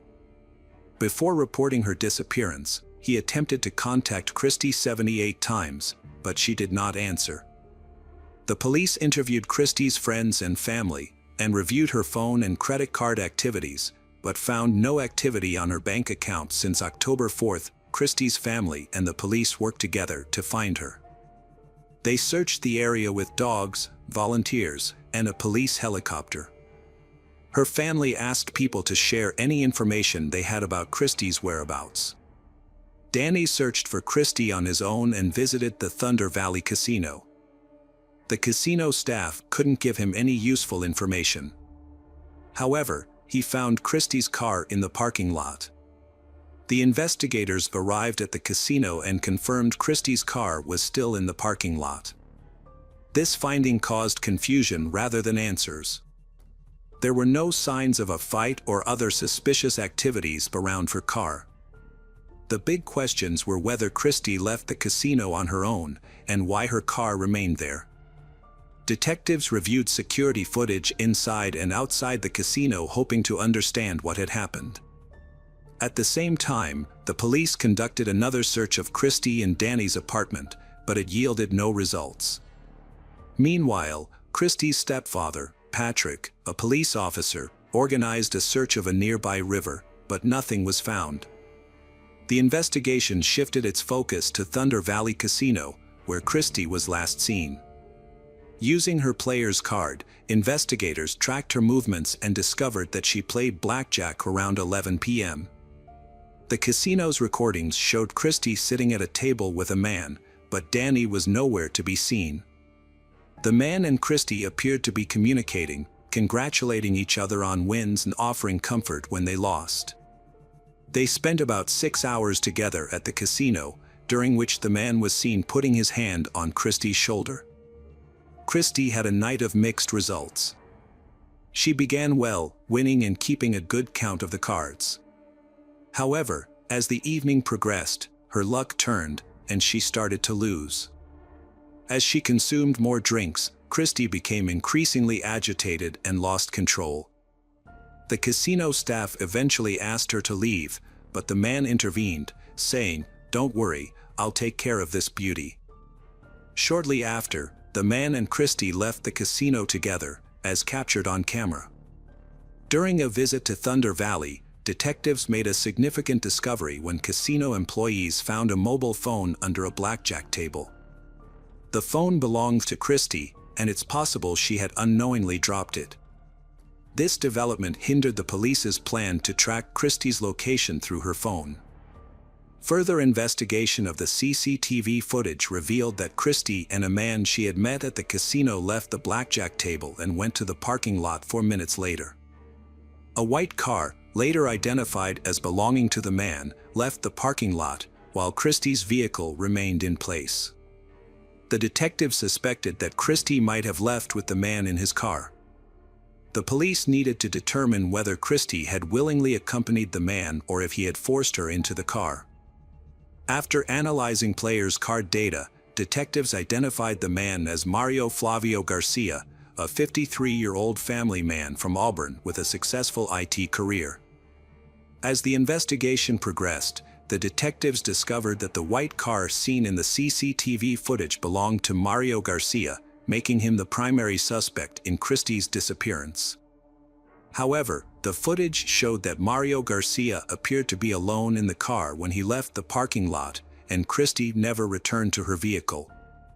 Mario Garcia had stayed in the parking lot for 3 minutes and 41 seconds, raising questions about what might have occurred between him and Christie during that time. Detectives investigating Mario Garcia's life discovered a stark contrast between his public and private persona. While he was a respected community member and football coach, he also had a dark history. 25 years prior, Mario had been arrested for kidnapping his ex-girlfriend, taking her to a secluded location, and forcing her into a sexual act at gunpoint.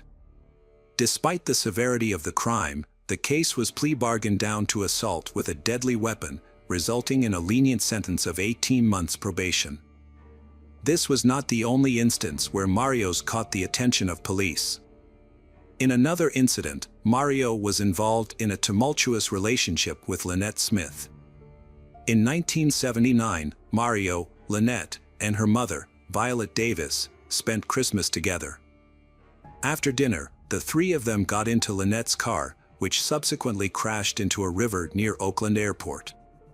Mario, the sole survivor, claimed Lynette was driving, but investigators could not confirm this. Violet Davis's body was found in a car, while Lynette's body was not recovered until a week later. The incident was initially believed to be an accident, and no one was charged in connection with the deaths. After collecting the available information, investigators interviewed Mario about Christie Wilson. He maintained he was unaware of her disappearance and stated that they left the casino together, parted ways politely after exchanging goodbyes, and went in different directions. Although he claimed to have headed home immediately, his words couldn't be confirmed or disputed through the casino's CCTV footage. Nonetheless, by reviewing security recordings from surrounding locations, investigators ascertained Mario lied.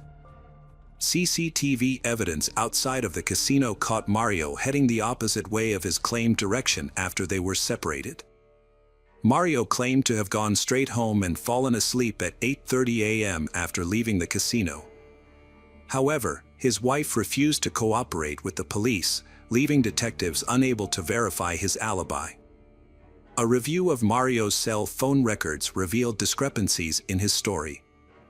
A call to his wife at 7:51 a.m. was made from a cell tower located far from his house, indicating he did not go home immediately after the casino.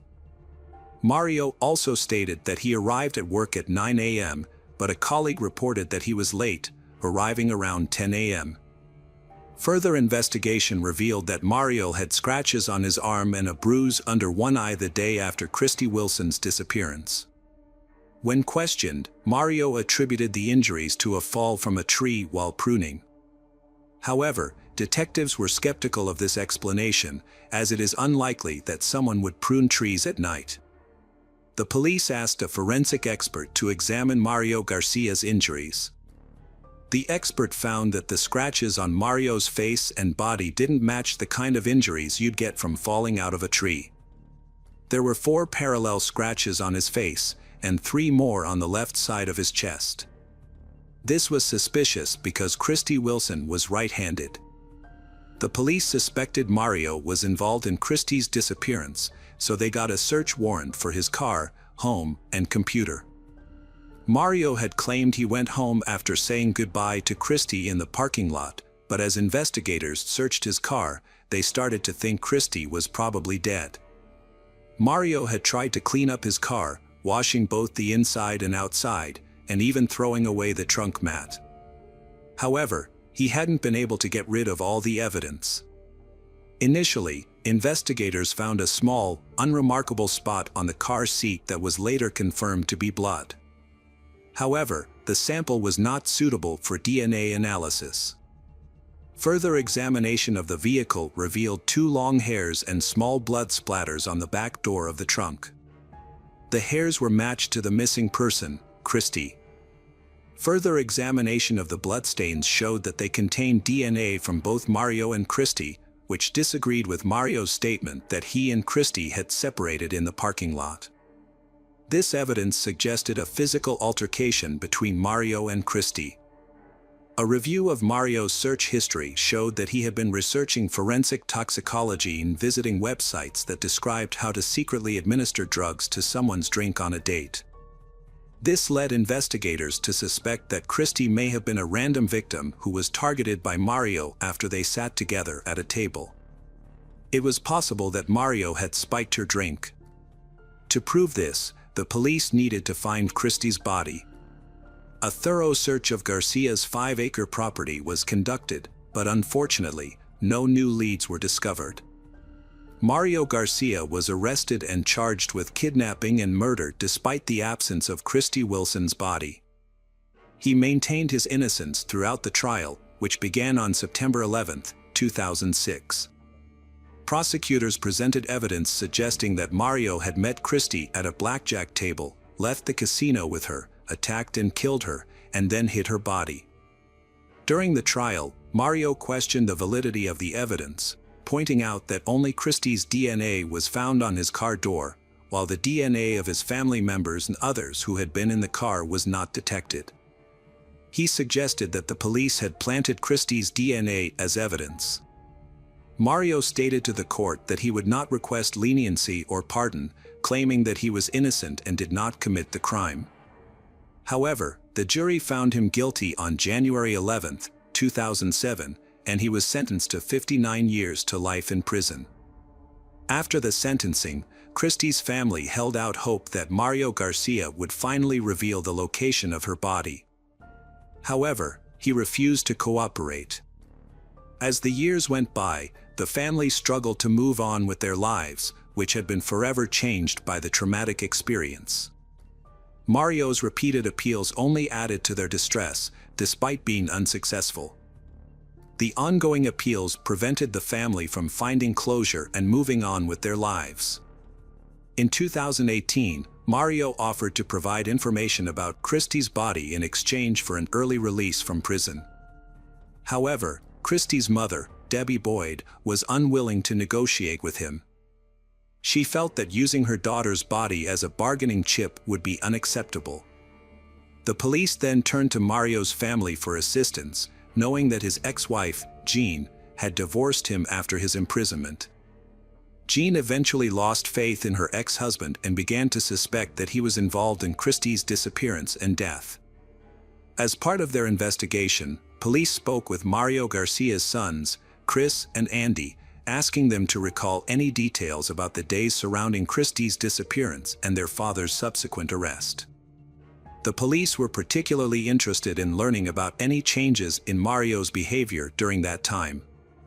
Chris remembered that he had a football game around that time and saw his father working frantically on a tractor on their plot. Mario's eyes had a wild, frantic look that caught Chris off guard. When Chris asked his father to attend his game, Mario firmly refused, saying he's not going. This response struck Chris as out of character for his father. At the request of investigators, Chris accompanied them to his childhood home. Chris showed them the exact location where he had seen his father working on the tractor, which was next to a detached garage near the road, approximately 100 yards from the Mario residence. It became clear that Mario had made a significant effort to conceal any evidence, taking advantage of the 4 or 5 days he had to cover his tracks. Notably, police had previously searched the Mario property with police dogs in 2005, but had found nothing at the time. In a new development, investigators took a different approach in August 2020. They hired a company that specializes in ground-penetrating radar technology to scan the 5-acre property owned by Mario Garcia. The technicians identified 8 potential locations with voids or pockets beneath the surface. After digging at the first 2 sites, they found nothing. However, at the 3rd location, which was the same spot where Mario Garcia had been digging with a tractor, the police discovered a skeleton. Further examination confirmed that the remains belonged to Christy Wilson, 15 years after she went missing. Although the exact cause of Christy's death remains unknown, experts determined that she had suffered a broken arm and nose. The investigators, who had been working on the case for 15 years, traveled to Arizona to personally inform Christy's mother, Debbie Boyd, about the discovery. The news brought a mix of sadness and relief to Christy's family, who could finally find closure and say goodbye to their daughter. Placer County Sheriff Devin Bell announced that Christy Wilson's case has been solved, thanks to efforts by his team. This was achieved without the cooperation of Mario Garcia, a convicted murderer who is currently in prison. Mario, 67, had refused to provide any information to help the family find closure. According to Christy's mother, Debbie Boyd, this news brings her family peace and marks the end of a painful chapter. She praised the perseverance of the police and thanked them for their tireless efforts. Notably, Mario had died of pneumonia in 2020, but even his death had brought some peace to the family. Mario had never pleaded guilty to any involvement in Christy's disappearance, despite her remains being found on Mario's plot in 2005. Hello friends, welcome to our channel. Today we're going to take a look at another horrible case with you. The case of Ollie Kemp. Alexandra Ollie Elizabeth Kemp was born October 11, 1982, in Leawood. She was the oldest of 3 children and the only daughter of her parents. After graduating high school with honors, Alexandra enrolled at Kansas State University. Following her freshman year, she returned to her hometown of Leawood for summer break. During her break, Alexandra took a part-time job at a local outdoor swimming pool near her parents' house, where her younger brother Tyler already worked. The pool was a quiet neighborhood spot, catering mainly to local residents, and it still operates today. On June 18, 2002, Alexandra reported to work on an overcast day because resulted in fewer visitors than usual. At 5 p.m., Tyler arrived at the pool to start his shift, but his sister Alexandra was nowhere to be found. Her phone and purse were still on the table where she usually sat, which made Tyler confused and worried. He immediately called his parents to report that Alexandra had vanished.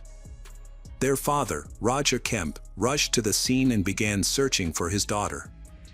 He first checked the pool, but it was empty. Next, he went to the small pump room near the pool, which contained equipment for water purification, a ladder, and other items. Upon entering the pump room, Roger didn't see anything out of the ordinary at first. However, he soon noticed a leg protruding from under a tarp. As he lifted the tarp, he was met with a horrific sight: his daughter Alexandra, brutally beaten and naked from the waist down, with multiple bruises on her face and body. Roger quickly called 911 and spoke with the operator. When the ambulance arrived, Roger was performing CPR on his daughter. The paramedics took Alexandra to the hospital, but despite their best efforts, she sadly did not survive. Alexandra was declared dead shortly after arrival at the hospital.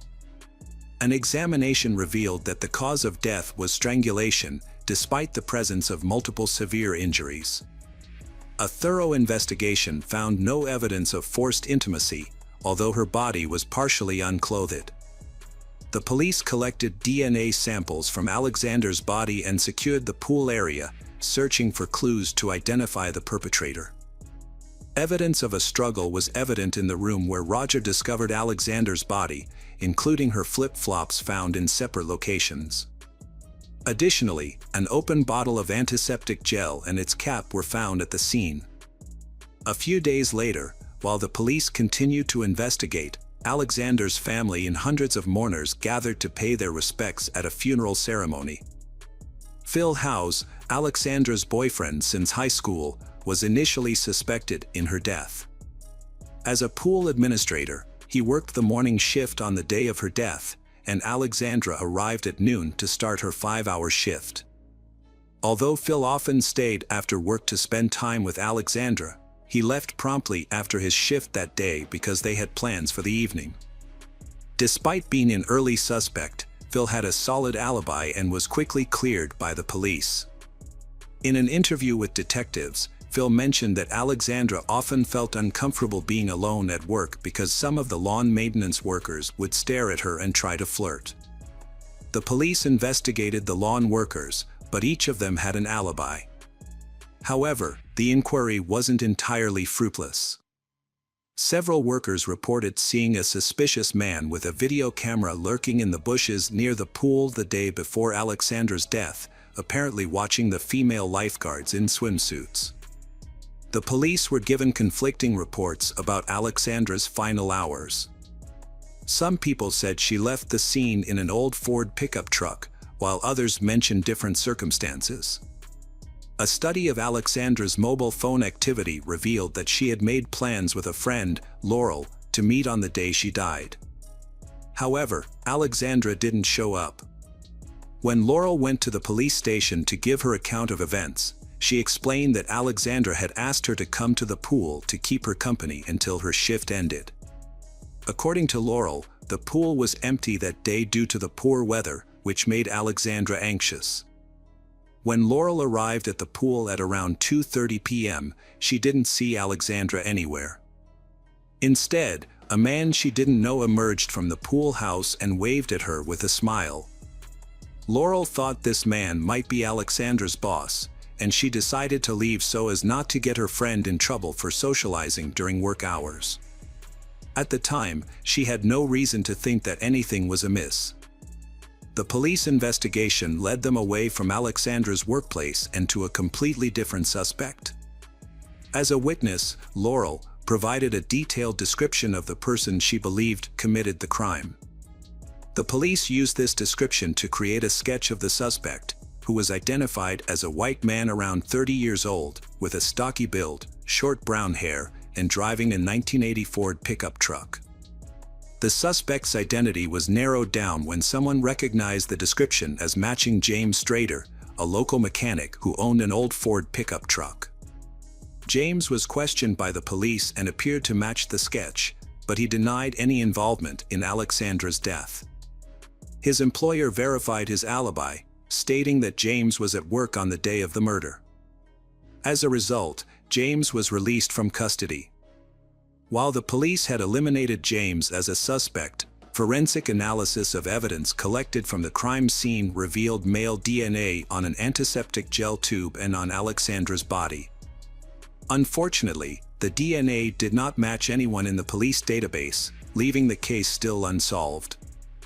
Alexandra's family, friends, and boyfriend were ruled out as suspects after DNA tests showed no match with the DNA samples found on her body.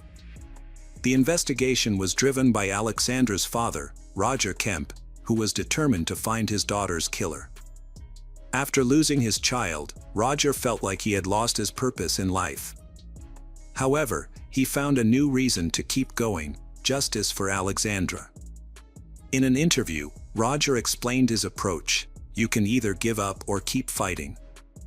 I chose to fight." Impressed by his dedication, the police department gave Roger a workspace where he could collect and share information and collaborate with the investigators. As they explored all available leads, Roger and the investigators contacted the popular TV show America's Most Wanted and asked them to feature Alexandra's case.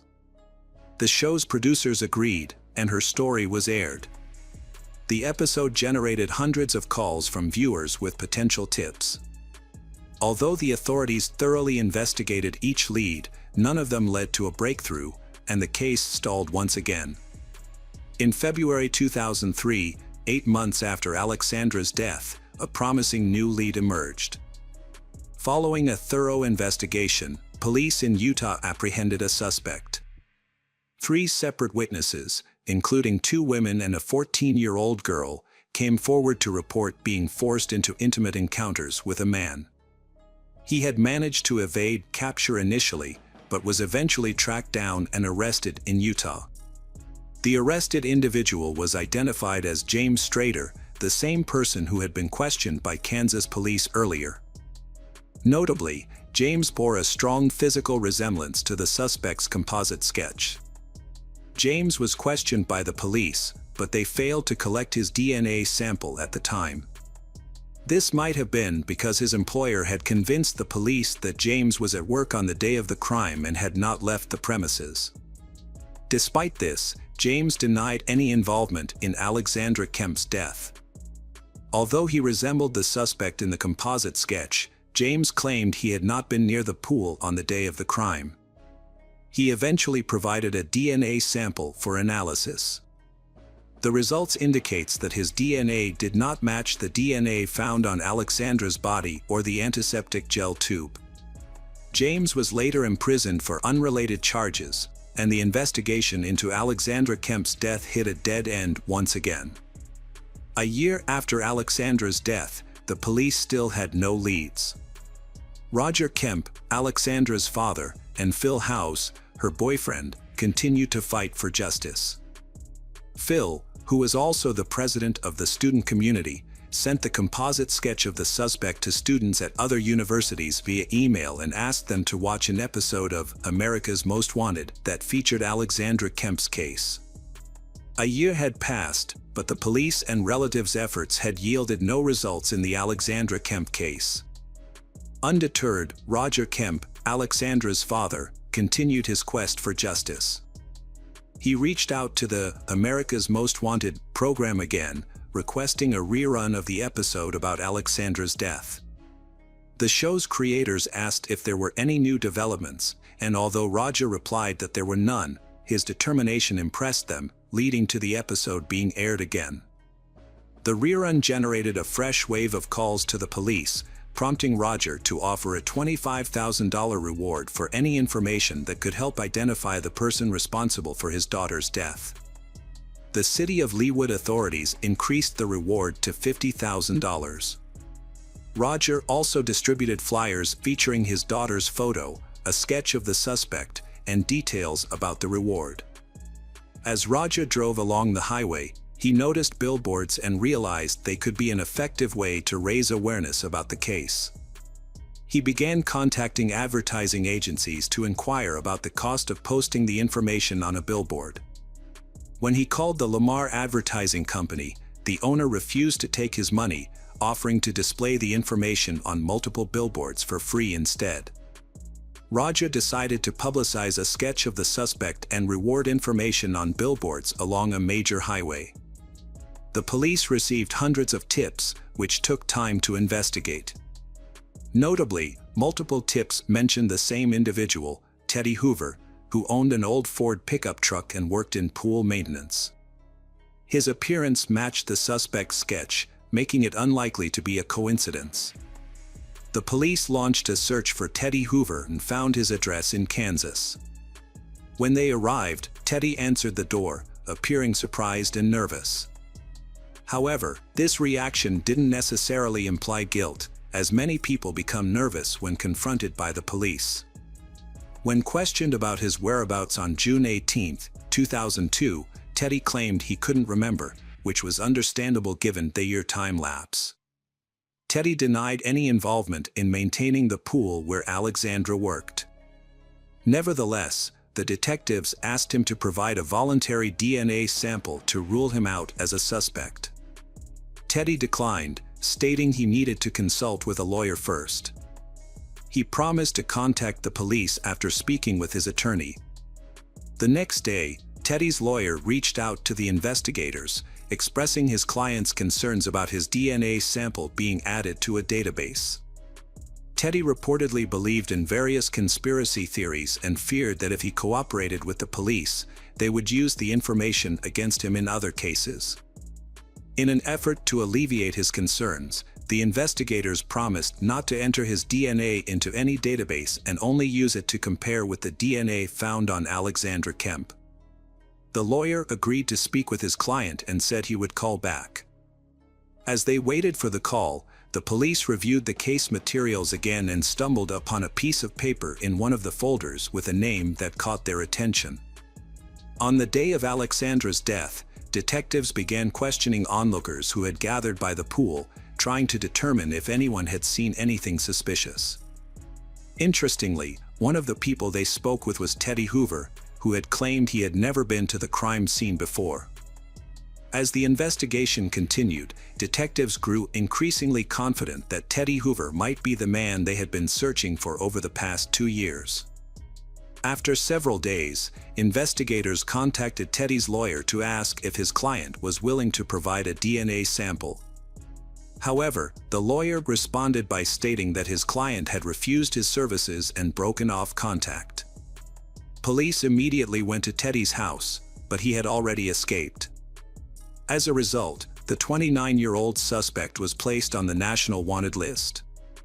Despite the efforts of the detectives, Teddy managed to evade capture for months.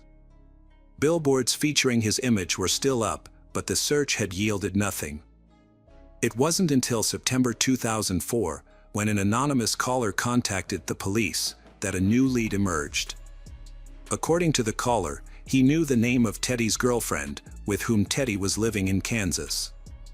Detectives sought to locate Laura Barr, a woman connected to Teddy Hoover, but discovered she had left the state at the same time he escaped.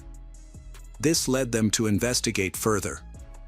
The U.S. Postal Service informed the Kansas State Police that Laura was receiving mail in Litchfield, Connecticut, along with a man named Benjamin Appleby, at the same address. The house where they resided was secluded and located in a rural area. Authorities suspected that Benjamin Appleby might be an alias for Teddy Hoover. To aid in the investigation, detectives from Leawood contacted the Connecticut State Police, requesting their assistance in locating Benjamin. It was discovered that he had a prior record in Connecticut, with an outstanding arrest warrant stemming from a 1997 incident where he had exposed himself to a schoolgirl. However, Benjamin had evaded capture and fled the state. With the existing warrant, detectives proceeded to the address associated with Benjamin's mail. Upon arrival, they found him at home and immediately took him into custody. As suspected, Benjamin Appleby was confirmed to be Teddy Hoover. It was revealed that while detectives in Kansas had been seeking a DNA sample from Teddy in connection with Alexandra Kemp's death, he had returned to Connecticut and resumed using his real name, attempting to maintain a low profile and escape notice. To apprehend Benjamin, detectives from Leawood traveled to Connecticut, anticipating that he would once again claim innocence. Before bringing him in for questioning, they devised a plan to unsettle him. They filled the interrogation room with crime scene photos and pictures of Alexandra, and placed folders with his name on the table, creating the illusion that the investigation had substantial evidence against him. When Benjamin entered the interrogation room, he was visibly shaken and unable to speak. A detective confronted him, inquiring about the implications of obtaining his DNA sample. Shortly after, Benjamin broke down in tears, confessing to Alexandra's death. He then recounted the events of the fateful June day, explaining that he had noticed Alexandra, found her attractive, and attempted to flirt with her. When she entered the pump room, he followed her, locked the door, and trapped her inside. When Benjamin touched she fought back, leaving him feeling humiliated. In a fit of anger, he attacked her, beating and strangling her until she lost consciousness. Benjamin then attempted to take advantage of her body, undressing her partially. He retrieved a tube of antiseptic gel from a first aid kit, intending to use it as a lubricant. However, just as he was about to proceed, the sound of a car horn distracted him. The victim's friend, who was waiting in a car behind a fence, had noticed something was amiss and sounded the horn. Fearing he would be caught, Benjamin hastily covered the body and fled the scene. Later, Benjamin returned to the area, where he encountered Alexandra's friend, whom he greeted with a smile and a wave, trying to appear nonchalant. He then got into his pickup truck and drove away. Hours later, Benjamin returned to the crime scene again, this time blending in with the crowd of onlookers gathered near the pool. The DNA evidence ultimately led to Benjamin's downfall. Tests revealed that the DNA found on the tube of antiseptic gel and on Alexandra's body matched Benjamin's. Thanks in large part to the efforts of investigator Roger Kemp, the police were finally able to identify the man responsible for Alexandra's murder, more than 2 years after the crime was committed. Benjamin Appleby claimed he initially wanted to plead guilty to avoid putting Alexandra's family through further emotional distress. However, at his first court hearing, he suddenly declared his innocence, stating that his confession was made under duress. Despite this, DNA analysis revealed that his DNA was the only sample found on the victim's body, making it difficult to dispute his involvement. Benjamin's lawyers attempted to argue that their client did not intentionally take Alexandra's life, admitting that he was responsible for her death but claiming it was not premeditated. However, forensic experts pointed out that Benjamin had strangled Alexandra for approximately 10 minutes, during which time he could have stopped but chose not to. The prosecution argued that Benjamin's sole intention was to observe Alexandra. On the day of the incident, June 18, 2002, the pool area was empty due to cloudy weather, allowing Benjamin to take advantage of the situation. He was found guilty by a jury in December 2005 and sentenced to life imprisonment with the possibility of parole after 50 years, as well as an additional 19 years for attempting to force Alexandra into intimacy. In 2019, Benjamin appealed the decision, but the court upheld the life imprisonment sentence for first-degree murder. The Court of Appeal also ruled that the attempt to force Alexandra into intimacy was already taken into account during the initial sentencing. Benjamin was sentenced twice for the same crime, prompting the court to overturn the second conviction. However, even if Benjamin is released on parole, he will be 81 years old by that time. The authorities involved in the case credit Roger Kemp's persistence for helping them catch the culprit. While Benjamin was in prison, Roger and his wife established a self-defense program for girls, teaching thousands of girls and women across the country basic self-defense techniques. Roger Kemp's tireless efforts to bring attention to the case and his work in creating a safe community did not go unnoticed. He was awarded the Presidential Citizens Medal by Barack Obama at the White House. Until his passing at 77 on March 1, 2022, Roger continued to work for the foundation he established in his daughter's name. His ultimate goal was to make a difference in at least one person's life. Hello friends, welcome to our channel. Today we're going to take a look at another horrible case with you. The case of Jennifer Londano.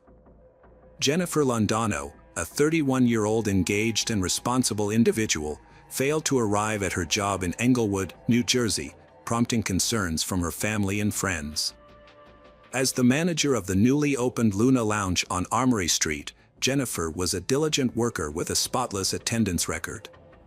However, on June 25, 2017, she vanished without a trace after closing the bar in the early morning hours.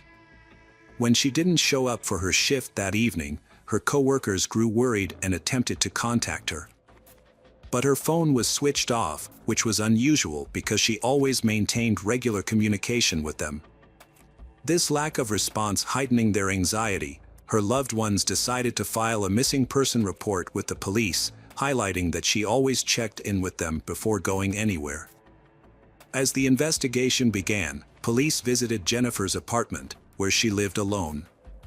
The officers found the front door locked with no signs of forced entry or damage. Upon entering the apartment, they initially noticed nothing out of the ordinary. The space was clean and well maintained, with no signs of disarray or theft. At first glance, nothing suggested that the apartment was a crime scene. After investigating Jennifer's apartment and finding no leads, the police visited the bar where she worked as a manager to gather more information.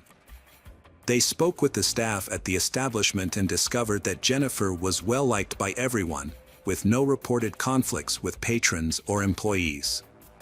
Her co-workers described her as kind, helpful, and highly respected. Jennifer was a driven and ambitious person who had a strong work ethic. In 2016, she partnered with 40-year-old Rafael Lolos to open the Luna Lounge in Englewood, New Jersey. The bar was successful, thanks in part to Jennifer's exceptional people skills and management abilities. Lolos provided the financial backing, while Jennifer was the face of the business, charming customers with her warm personality. What the police discovered during their conversation with the bar staff was that Jennifer and Rafael's relationship went beyond business. They were romantically involved, and their relationship was public knowledge. Despite their close relationship, they had not yet taken the step of living together. The investigation revealed that on the morning Jennifer was last seen, she had closed the bar and gotten into Rafael's car, which was waiting for her after work. As the last person to see her, Rafael became a key person of interest, and the detectives decided to bring him in for questioning.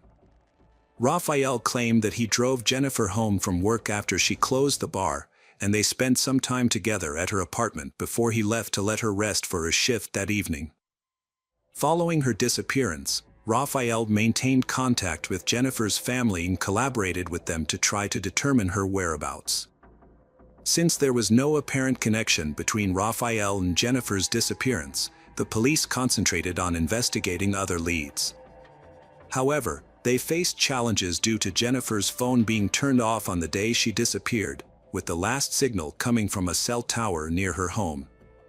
Neighborhood interviews yielded no suspicious information. As part of the investigation, the police requested banking records, as they often provide crucial clues in such cases.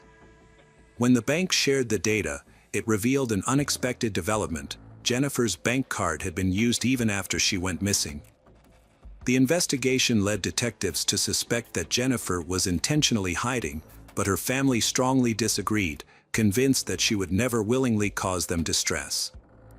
To gather more information, the police began to investigate the activity on her card, seeking to determine when, where, and how it was used. 2 days after Jennifer's disappearance, on June 27th, a pedestrian walking along Pier 44 in Brooklyn noticed something unusual in the water. The person stared at the object for a while, unable to identify it, before realizing with shock that it was a human body, or at least part of one. The police were summoned to the scene, and the pier was sealed off. A thorough search by divers yielded no additional body parts or evidence. The police faced a daunting challenge in identifying the victim, but a potential lead emerged. A tattoo was discovered on the victim's right thigh during a forensic examination. The tattoo, which may have belonged to the victim, was partially translated from Sanskrit, an ancient Indian language with complex grammar. The police released an image of the tattoo, hoping someone would recognize it and provide information. Investigations revealed that the tattoo's inscription was Sanskrit, but incorrectly written. The tattoo artist and the victim seemed to intend to write Liliana, but did so with grammatical errors, suggesting neither of them was familiar with the language. For days after the initial gruesome discovery, police received another disturbing call from a passerby who spotted a leg on the riverbank near 79th Street. Police immediately cordoned off the area and pulled the leg out of the water. The leg, which was intact from the knee down, seemed to match the remains found earlier, leading investigators to believe they belonged to the same person. A notable detail was the pink-painted fingernails on the leg. Despite an extensive search by divers in the area, no other remains or evidence were found. However, forensic analysis soon confirmed that the fragments found were indeed from the same body. Around this time, the police had already identified the victim. A few days after releasing an image of the distinctive tattoo, a woman contacted the police station and revealed that she knew the tattoo's owner. It was Jennifer's mother, Gladys Quintero, who recognized the tattoo on the news and recognized it as belonging to her daughter. The tattoo, it turned out, was a tribute to Jennifer's late aunt and symbolized the name Lily or Liliana. Jennifer's mother to New York to identify human remains. When it was confirmed that the remains were Jennifer's, the family was left shattered. The discovery marked a significant turn in the case, transforming a missing person investigation into a homicide probe. The family was not only grief-stricken by Jennifer's death but also horrified by the brutal circumstances surrounding it. Unfortunately, due to the state of the remains, it was impossible to determine the exact cause of death. Despite an extensive search, the police were unable to recover additional body parts. As family and friends paid their respects to Jennifer at her workplace, the bar, detectives were making progress in their investigation. They tracked down leads on Jennifer's credit card usage. Through a thorough review of security footage and store visits, detectives identified the person who had used Jennifer's credit card, Rafael, Jennifer's boyfriend. They discovered that Rafael had left Jennifer's apartment on the day she disappeared to go shopping. His purchases, made with Jennifer's credit card, included a box of garbage bags and 2 meat cleavers from different stores. Later that evening, he crossed the George Washington Bridge into Manhattan, and his cell phone records placed him near the Hudson River. Rafael went home after leaving Jennifer's apartment and never returned. 2 days later, Jennifer's torso was discovered. The police suspected that Rafael might have killed her and dismembered her body using meat cleavers, a disturbing thought considering their romantic relationship. However, the evidence pointing to Rafael's guilt was mounting. As a result, the police obtained an arrest warrant and a search warrant for his home, anticipating that they would soon apprehend him. Rafael attempted to evade capture by renting a hotel room and paying in cash, but he was quickly tracked down and arrested. He did not resist arrest and denied any involvement in Jennifer's death, claiming that Jennifer had given him her credit card. Rafael continued to insist that Jennifer was fine when he left her, but detectives uncovered more evidence that contradicted his testimony. A search of his home revealed dark red stains in the bathroom, which were later confirmed by a lab test to be Jennifer's dried blood. Detectives investigating Jennifer's disappearance analyzed her communications with Rafael and found a pattern of frequent arguments, typically sparked by jealousy. A search of Rafael's home uncovered a box sent via post office and a bag that had previously contained a GPS tracking device. It became clear that Rafael had secretly installed the device on Jennifer's car, allowing him to monitor her movements. Cell phone data revealed that Rafael had picked Jennifer up from work and taken her to her apartment. Although Jennifer's phone was soon turned off, Rafael's phone remained active. Between 9 p.m. and midnight on the day of her disappearance, his phone sent a signal to a cell tower near the Hudson River. This suggests that Jennifer may have already been dead by then, and Rafael may have driven to the river to dispose of her body. Rafael and Jennifer's relationship was complex and tumultuous, with conflicts often centered on financial issues. Despite their efforts to establish a business together, opening a bar less than a year before her disappearance, their relationship was marked by animosity and blurred boundaries. Rafael's messages to Jennifer were volatile, veering between insults, threats, apologies, and declarations of love, with one notable instance where he referred to her as a gold digger.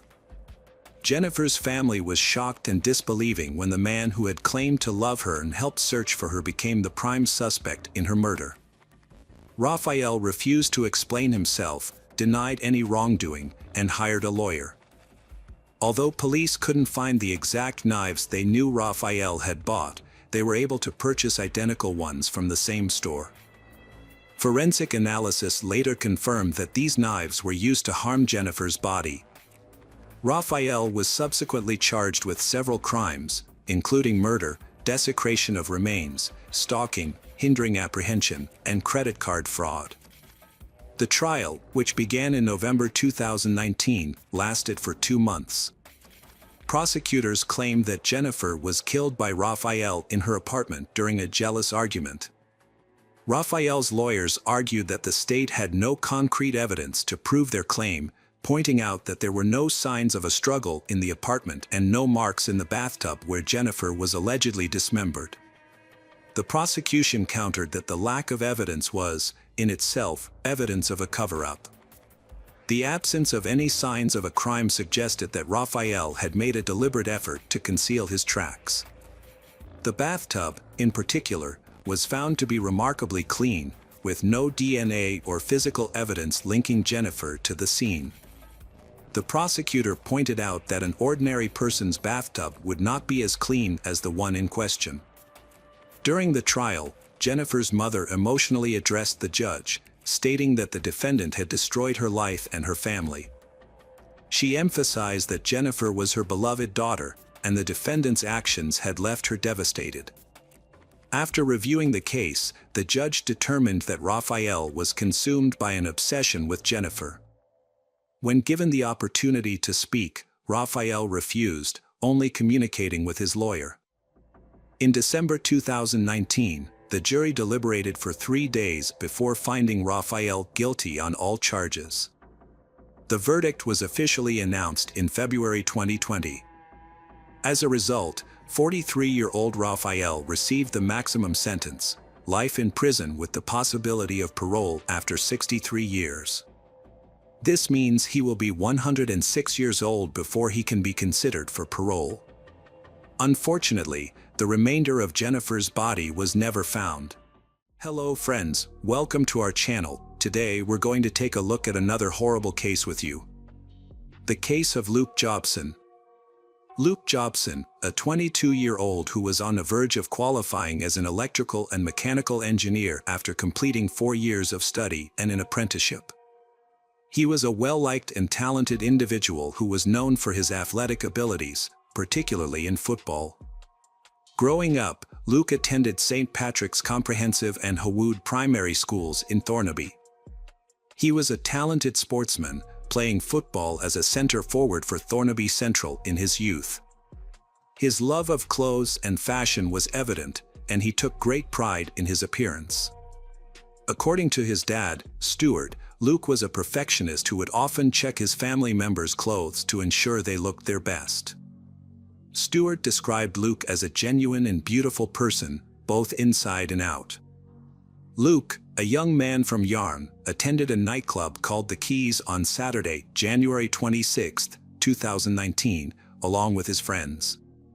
Yarm is a small town, and The Keys is a popular spot on the high street, where the town's nightlife is concentrated. Luke failed to return home after his night out at The Keys, and his parents tried to contact him on Sunday morning, but he didn't respond. His friends were also unaware of his whereabouts. Luke's family quickly took to Facebook to appeal for help, and many people joined the search for him. The police investigation began on Sunday, and Cleveland police released a statement expressing concern for Luke's disappearance, as it was out of character for him. They asked the public to share any private CCTV or dashcam footage that might be relevant to the case. Police had learned about a possible altercation involving Luke shortly before his disappearance. According to reports on social media, Luke got into a fight with several people outside The Keys around 2 a.m. The last reported sighting of Luke was near Yarm School at around 2:15 a.m. The police were investigating this information, but their top priority was finding the missing young man. Luke's girlfriend, Danny, made a heartfelt plea on social media, describing her experience as a living nightmare and urging anyone with information to come forward.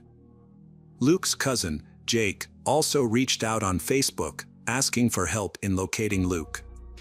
He was last seen fleeing from a group of young men on Yarm High Street. Friends and family initiated a search for Luke near the River Tees in Yarm on Sunday, which eventually grew into a large-scale operation. By Monday morning, hundreds of concerned individuals gathered at Yarm School's car park, eager to contribute to the search. Despite many not knowing Luke personally, the overwhelming response to the Facebook appeal showcased the community's spirit. Cars arrived at the car park, carrying people who were ready to aid in the search. Many others arrived on foot, dressed in warm clothing, prepared to brave the cold weather. Over 300 people participated in the search, which was divided into 18 groups that scoured various areas, including Preston Park, Stokesley, Cottonwood, Early Nook, and Hilton. Specialist police search teams also combed the River Tees banks near Yarm School. A body found in a River Tees has been identified as 22-year-old Luke Jobson, who had been missing. Cleveland police confirmed the news and expressed their condolences to Luke's family and friends. Family members are being supported by specially trained officers during this difficult time.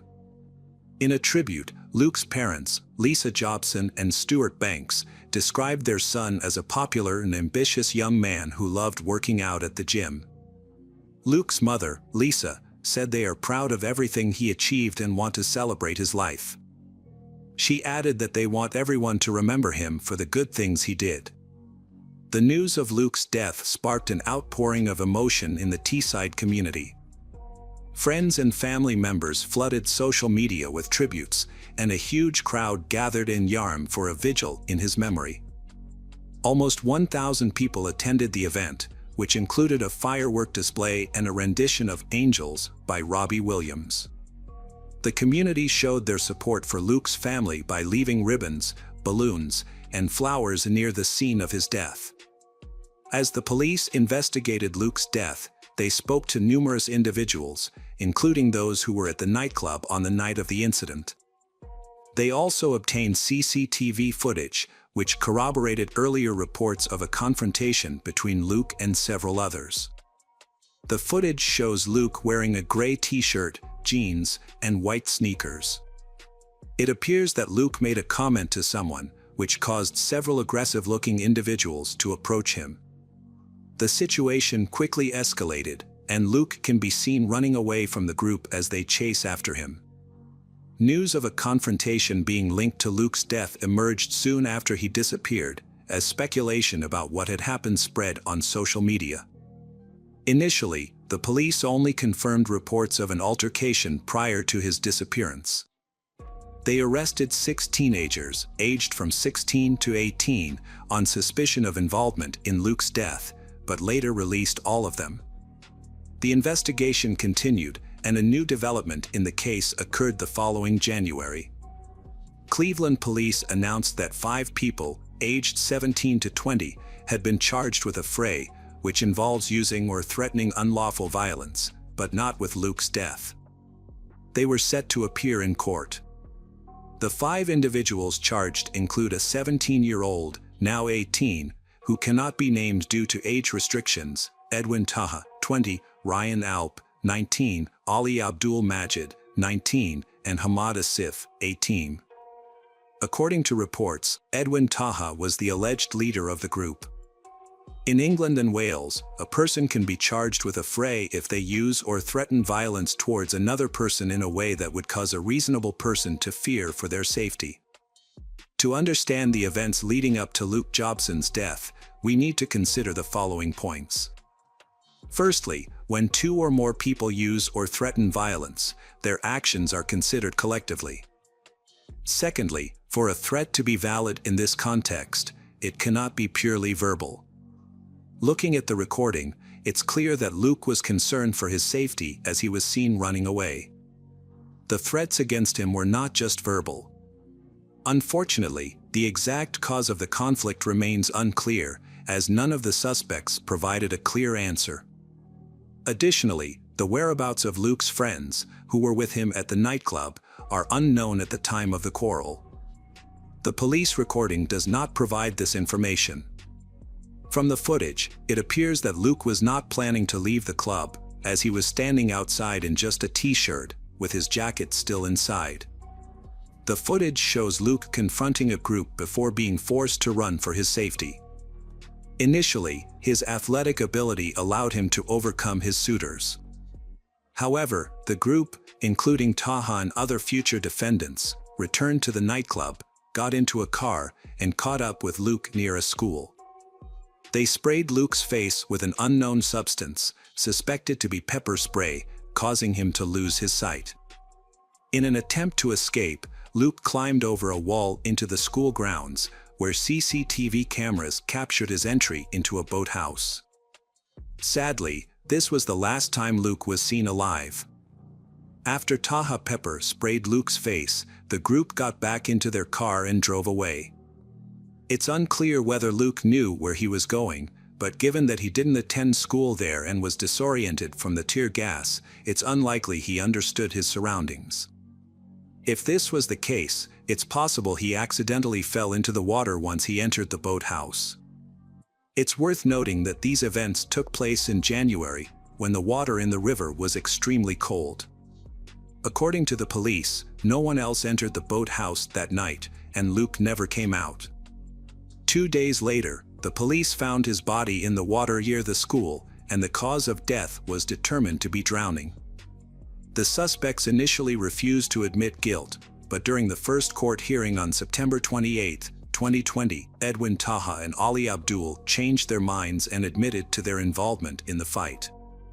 Autopsy results from pathologists Dr. Nigel Cooper and Dr. Jennifer Bolton revealed that Luke had consumed alcohol before his death. The amount he drank was likely to cause noticeable signs of intoxication in an average person. The police had released Edwin Taha on bail, and none of the suspects were detained before the trial. The investigation found that the victim had traces of a banned substance in his system, which, combined with alcohol, made him more vulnerable to hypothermia. There were no injuries or evidence of assault, and the deceased did not have any underlying medical conditions that contributed to his death. While the autopsy did not show any signs of eye inflammation or evidence of being sprayed with a substance, witness statements confirmed that the deceased, Luke, was pepper sprayed and struggled to walk and see. The perpetrator, Taha, later bragged about the incident on the high street. The coroner concluded that Luke was incapacitated by the pepper spray. The verdict was announced in October 2020. In an emotional statement, Luke's mother, Lisa Jobson, addressed the court as the individuals responsible for her son's death faced justice. Ms. Jobson described the gang that had surrounded her son, Luke, before chasing him through Yarm High Street as a pack of wolves. She explained that from the day Luke was born, he had been loved, cared for, and protected. He had been their world and their only son. They had been extremely close to him, and he had been a kind, gentle, and genuine person who had touched the hearts of everyone he had met. Luke had been a loving and caring individual who had lit up a room with his presence. He had had good friends from diverse backgrounds and cultures, and he hadn't had a mean bone in his body. He had been a positive person who always strived to be his best and had always been looking forward to new experiences. Miss Jobson expressed that they would never forget the terror Luke had faced that night, and the fact that none of the gang members had had the courage to take responsibility for their actions was unbearable. Knowing that their faces had been the last ones Luke had seen on this earth was a constant reminder of the pain and suffering he had endured. It was a living hell for them, and they were left to live with the knowledge that their son hadn't been able to escape safely. At the trial, the lawyer for Abdul's co-defendant stated that Abdul was unaware that Taha possessed pepper spray. He claimed that Abdul did not expect the victim to be assaulted with a weapon. Only one person, not Abdul, knew that Taha had a pepper spray. Taha's lawyer revealed that his client had a difficult childhood, which had led to poor decision-making. On the night of the incident, something was said that triggered a chain of events. Taha acknowledges that the outcome should never have happened. Taha's lawyer also shared that his client had moved to the UK from France at age 4 and had been left to live with a foster family after his mother returned to France. The judge emphasized that neither defendant was directly responsible for the victim's death, but noted that the chase had led to the victim entering the school and boathouse, ultimately resulting in drowning. Taha, 20, was sentenced to 21 months in prison after pleading guilty to a fracas. He also received an additional 4 years and 4 months for charges related to prohibited substances. 19-year-old Abdul, of Corvus Drive in Stockton, has been sentenced to 15 months in prison, suspended for 18 months, after admitting his involvement in an incident that led to the death of Luke. Abdul was also ordered to complete 300 hours of unpaid work. According to the court, Abdul was driving the car that pursued Luke on the night of the incident. The court heard that the altercation started on Yarm High Street, where Luke was chased by a group of males in a vehicle. When they caught up with him, he was sprayed in the eyes with a noxious substance, which had a severe effect on him. Detective Chief Inspector Sarah Robinson stated that the altercation had a devastating impact on Luke's family, who have been left without their son and brother. She added that the incident has caused immense pain and hardship for the family, and that nothing can bring Luke back. However, now that the case has concluded, the family may find some closure and be able to move forward with their lives. Charges against 2 other individuals, 19-year-old Ryan Alp and 18-year-old Hamada Sif, were dropped. To summarize the case, Chris Atkinson of the Crown Prosecution Service made a statement after the sentencing in October 2020. He stated that although Taha and Abdul were found guilty, the focus remains on Luke Jobson's family, who may find this time particularly challenging. The prosecution successfully proved that both men were involved in an altercation with Luke before his death.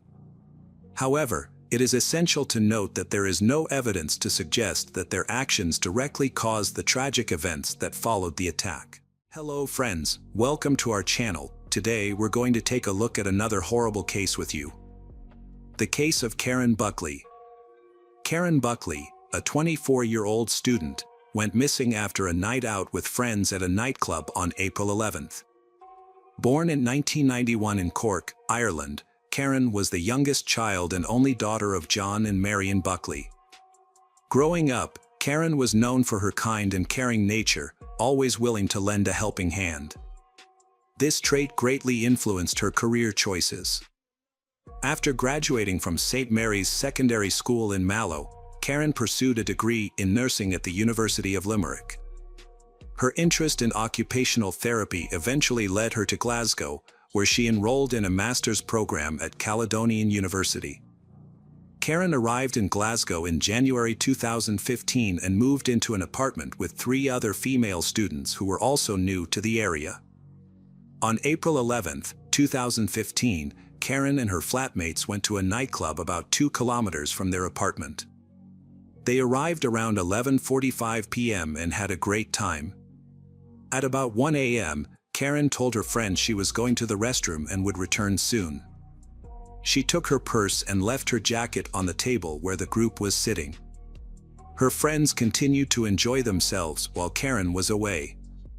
After a while, they realized Karen had been gone longer than expected and should have returned by then. However, Karen was nowhere to be found.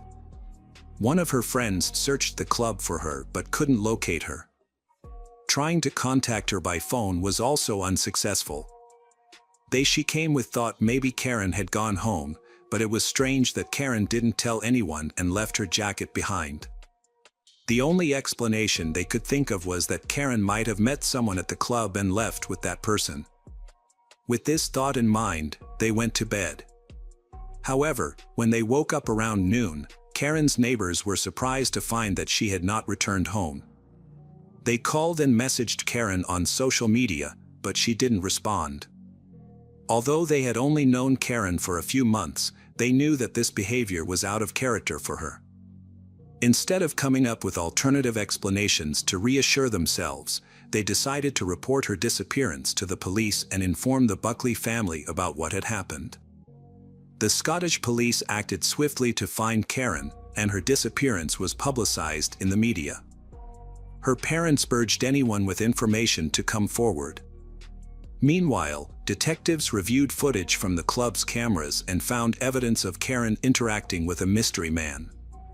Within 36 hours, on April 13th, the man was identified as 21-year-old Alexander Pacto and was brought in for questioning.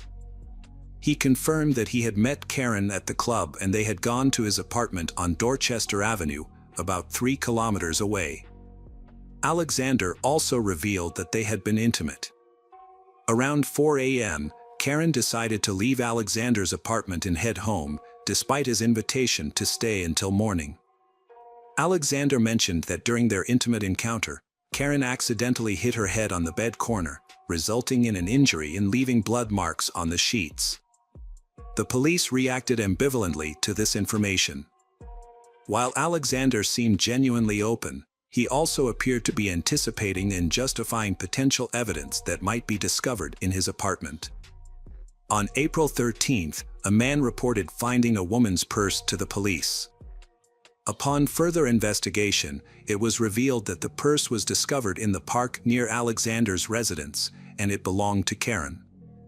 The purse contained her phone and identification documents. This new evidence lent credibility to Alexander's account of events, suggesting that something might have happened to Karen after she left his apartment. The search for Karen persisted, with hundreds of police officers thoroughly searching parks, forests, bodies of water, and abandoned buildings for any potential clues that could aid in the investigation.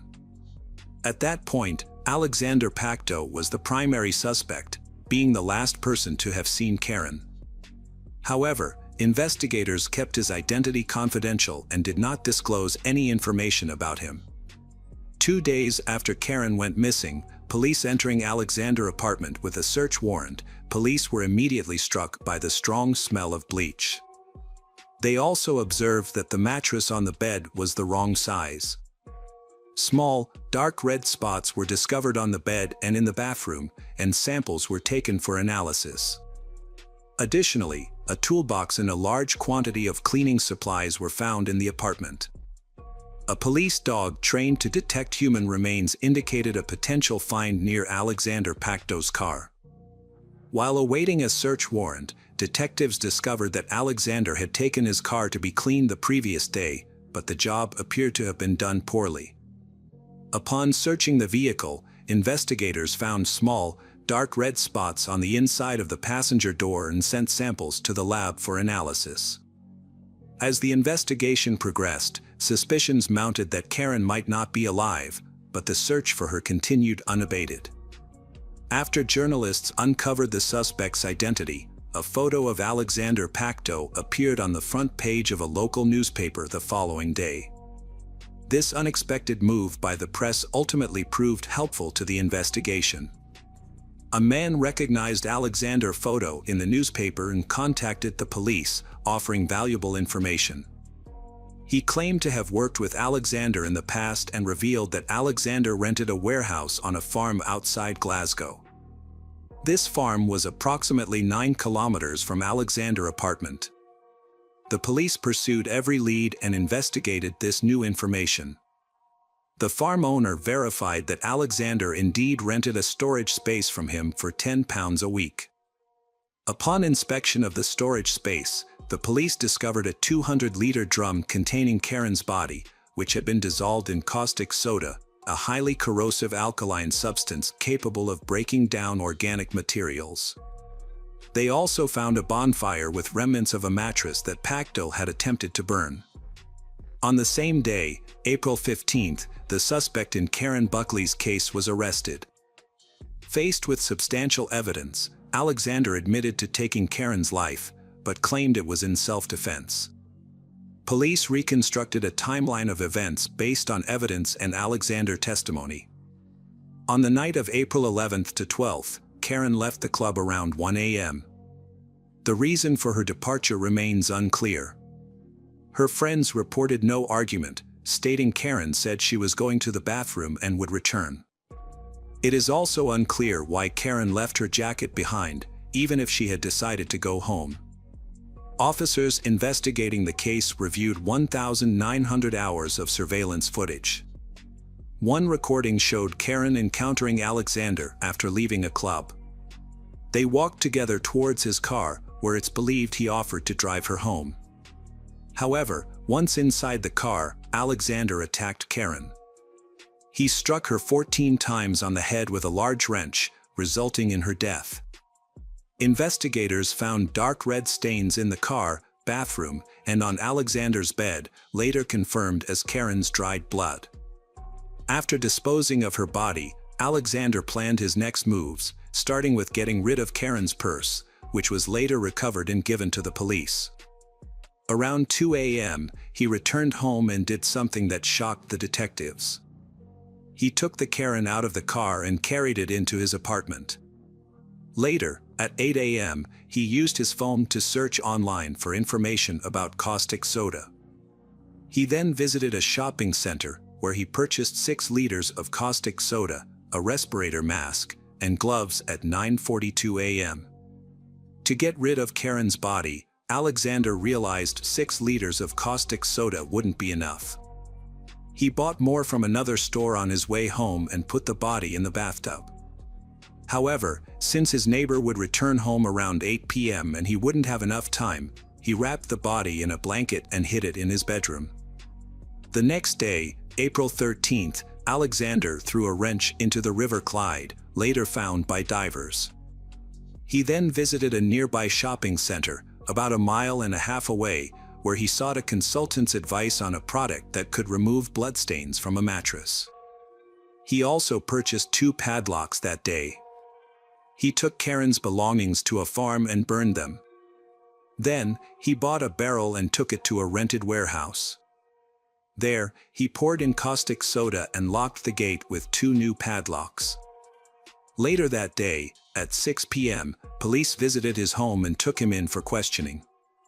Alexander confessed to his crime, but his motive was unclear. He claimed he killed Karen in self-defense during a car argument, but investigators did not believe him. They thought he was trying to justify his actions. Police suspected that Alexander killed Karen to cover up another crime and then got rid of her body.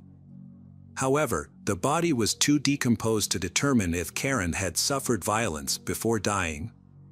In September 2015, Alexander Pacto was found guilty and given a life sentence with the possibility of parole after 23 years. Through his lawyer, he apologized to Karen's family and expressed remorse. Alexander told his lawyer that he was too drunk on the night of the incident to remember why he killed Karen. If he had not pleaded guilty, he would have been eligible for parole in 25 years instead of 23. Welcome back, detectives. Let's dive into another horrible case, the case of Cat West. Cat West was born on February 15, 1975, in the small town of Davie, Florida. She was the only child of Nancy and John Jonathan Martin. As a child, Cat always wanted a sibling, but her mother's health problems made that impossible.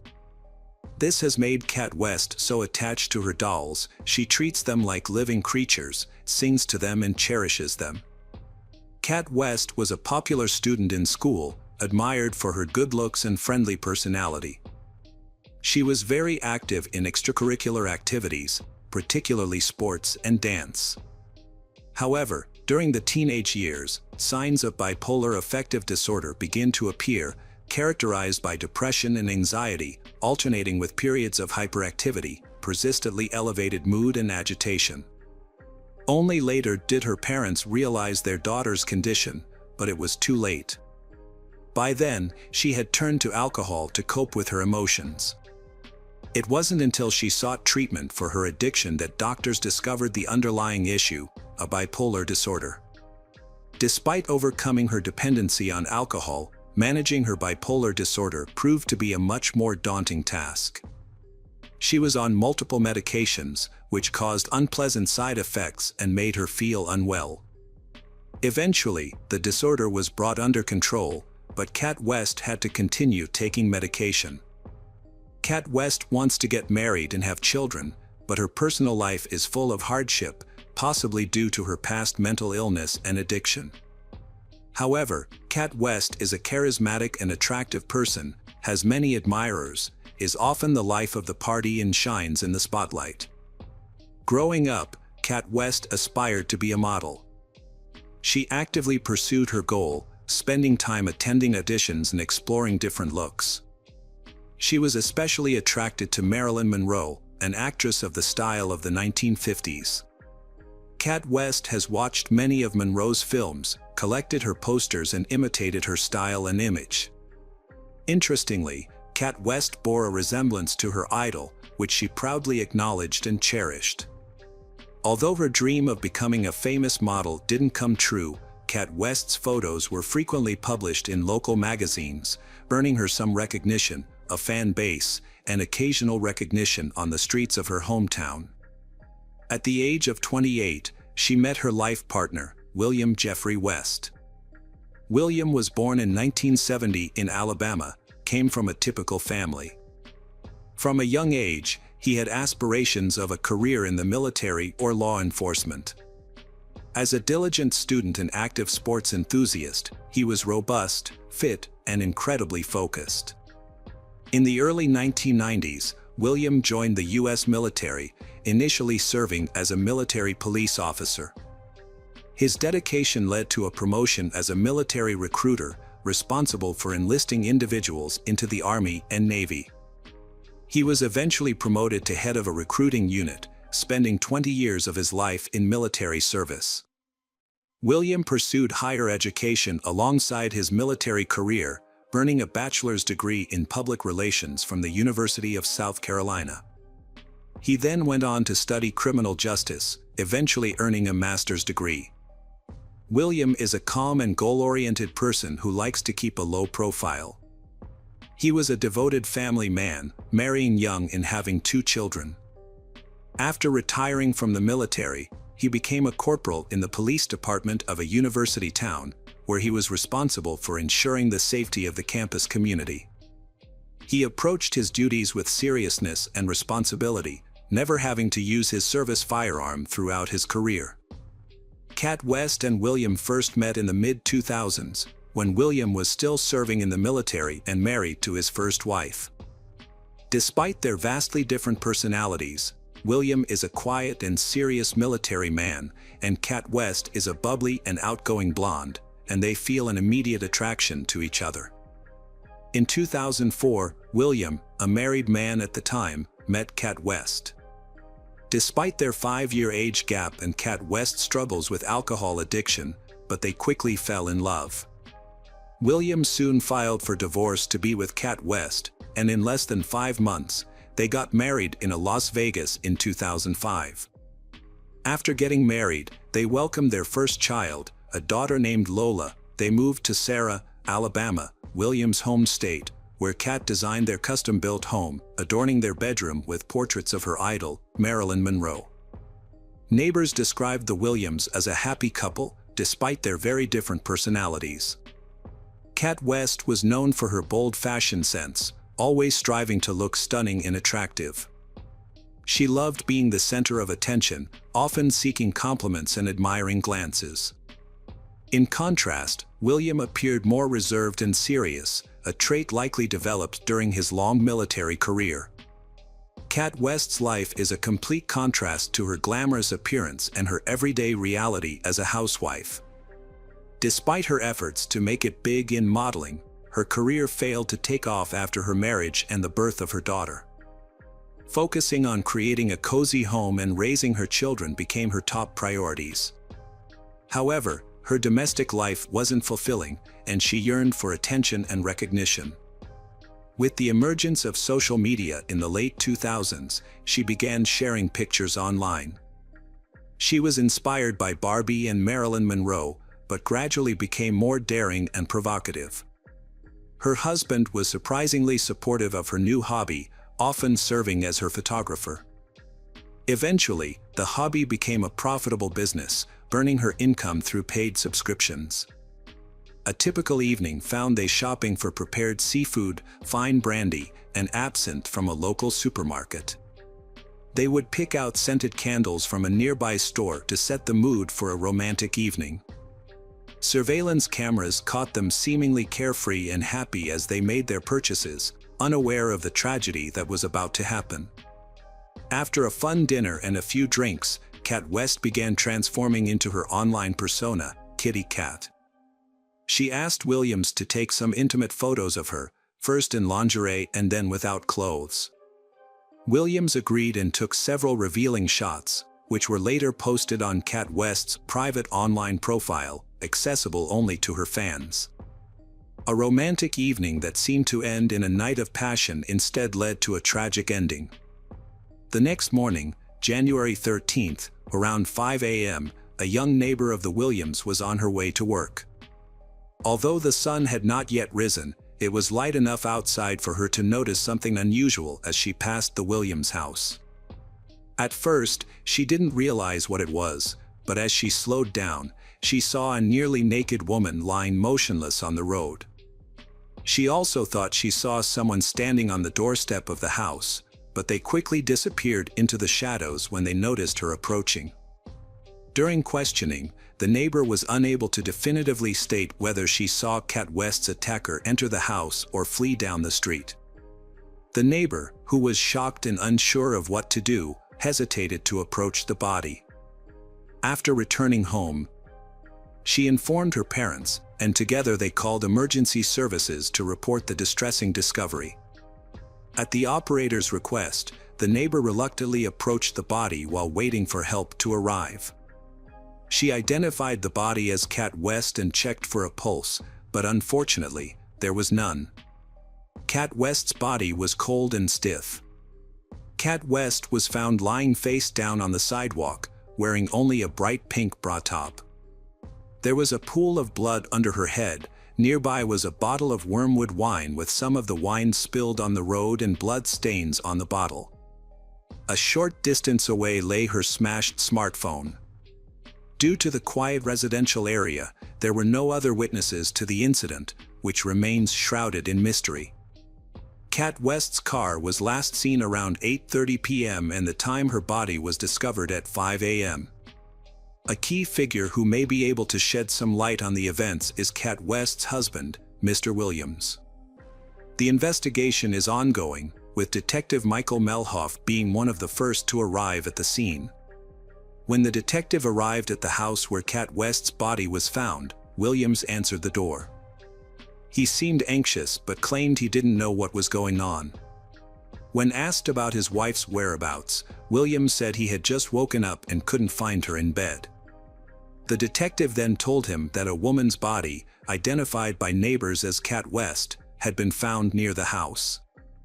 The man put on a jacket and followed the detective outside, where he confirmed that the body was indeed his wife. However, his reaction was surprisingly calm. He didn't show any extreme emotions, such as crying or screaming, which raised some suspicions. When questioned about his whereabouts and activities during the night, he said he had slept soundly because they had been drinking the previous evening. When asked what he thought might have happened to his wife, he simply shrugged and suggested it could have been an accident. The man also shared some information about his wife's medical history. He said she had bipolar disorder and took medication for it. He also mentioned that she struggled with alcohol and sometimes behaved erratically when she was drunk. He noted that she would occasionally jump on their backyard trampoline, but sometimes missed it and injured herself. A search of the house did not turn up any signs of a struggle or violence. However, some items in the kitchen suggested a recent gathering. 2 plates with leftover food, 2 glasses, and a half-empty brandy bottle were on the kitchen table. Under the table, police found Cat West's high heels and a pair of panties the same color as her bra lying on the floor. However, some bloody napkins in the trash and an open bottle of detergent raised suspicions. Williams claimed that on the evening in question, Cat West had been drinking heavily, which he disliked. After a photo session, he wanted to move to the bedroom for a more intimate setting. He took a short shower and returned to find Cat West still sitting at the table, drinking absinthe straight from the bottle and texting someone on her phone. Williams was angry that she ignored his requests to put away her phone, and he tried to take it from her. A minor scuffle ensued, during which he accidentally elbowed Cat West's face, causing her nose to bleed. Williams explained that the blood on the discarded napkins could have been the blood from his wife's nose that night. He stated that he took the phone from his wife and threw it out the door. Believing his wife would calm down and join him in bed, he claimed to have been unaware of what happened next until the police arrived at his door asking about Cat West. Williams speculated that his wife might have gone outside to retrieve her phone and brought the absinthe bottle with her to finish it.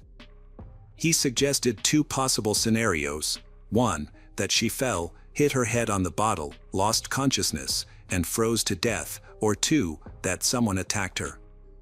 However, he could not explain why his wife went out wearing only a bra without any clothes.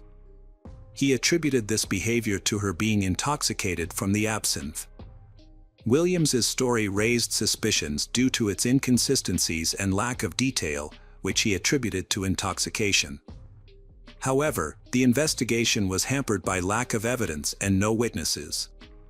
The autopsy revealed that the 42-year-old woman died from a severe head injury, likely caused by the absinthe bottle found nearby, combined with hypothermia. Her blood alcohol level was extremely high, suggesting severe intoxication can impair breathing and increase the risk of loss of consciousness. Initially, it seemed that the circumstances of Cat West's death were straightforward. She had been heavily intoxicated, gone outside to search for her phone, and taken the unfinished bottle of absinthe with her.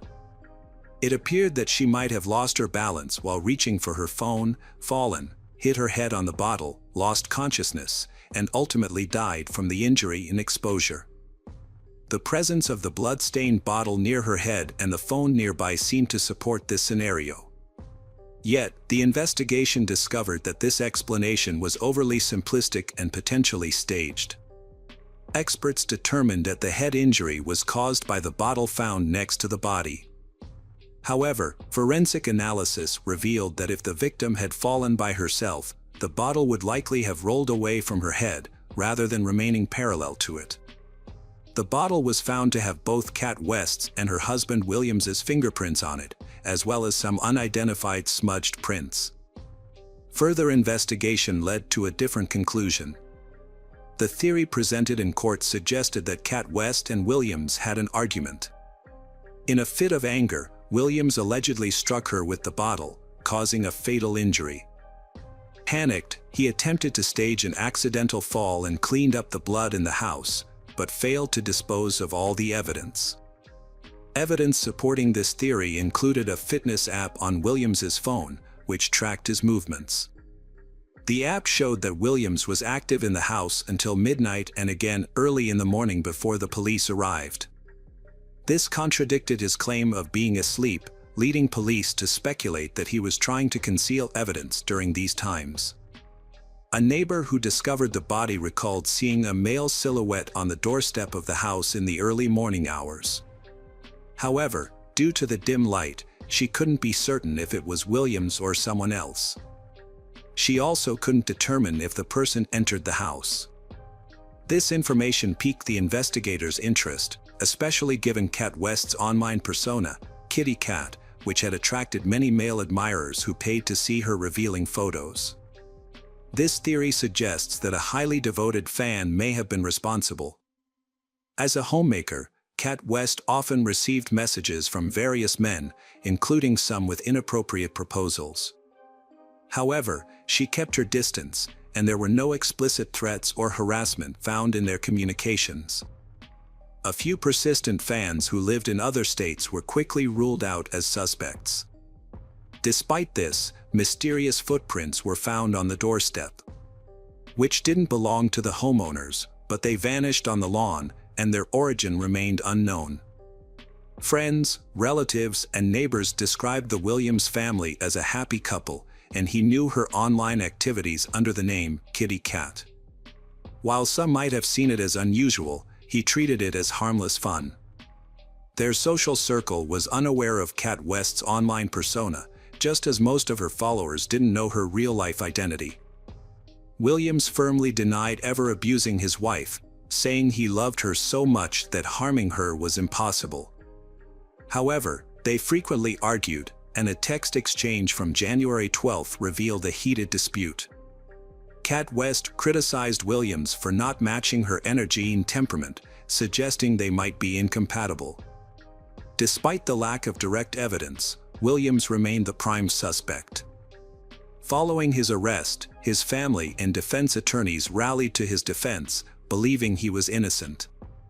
They insisted that he could never hurt his wife. After his arrest, Williams was unable to afford the $500,000 bail and had to stay in custody until his trial, which took almost 3 years. He was offered a plea deal, admitting guilt in exchange for a reduced sentence, but he refused, maintaining his innocence. The trial, which began in November 2020, drew significant media attention. This publicity put pressure on the judges and jurors.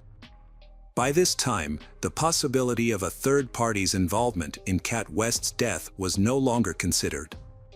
The prosecution argued that all the evidence indicated that Williams was responsible for his wife Cat West's death.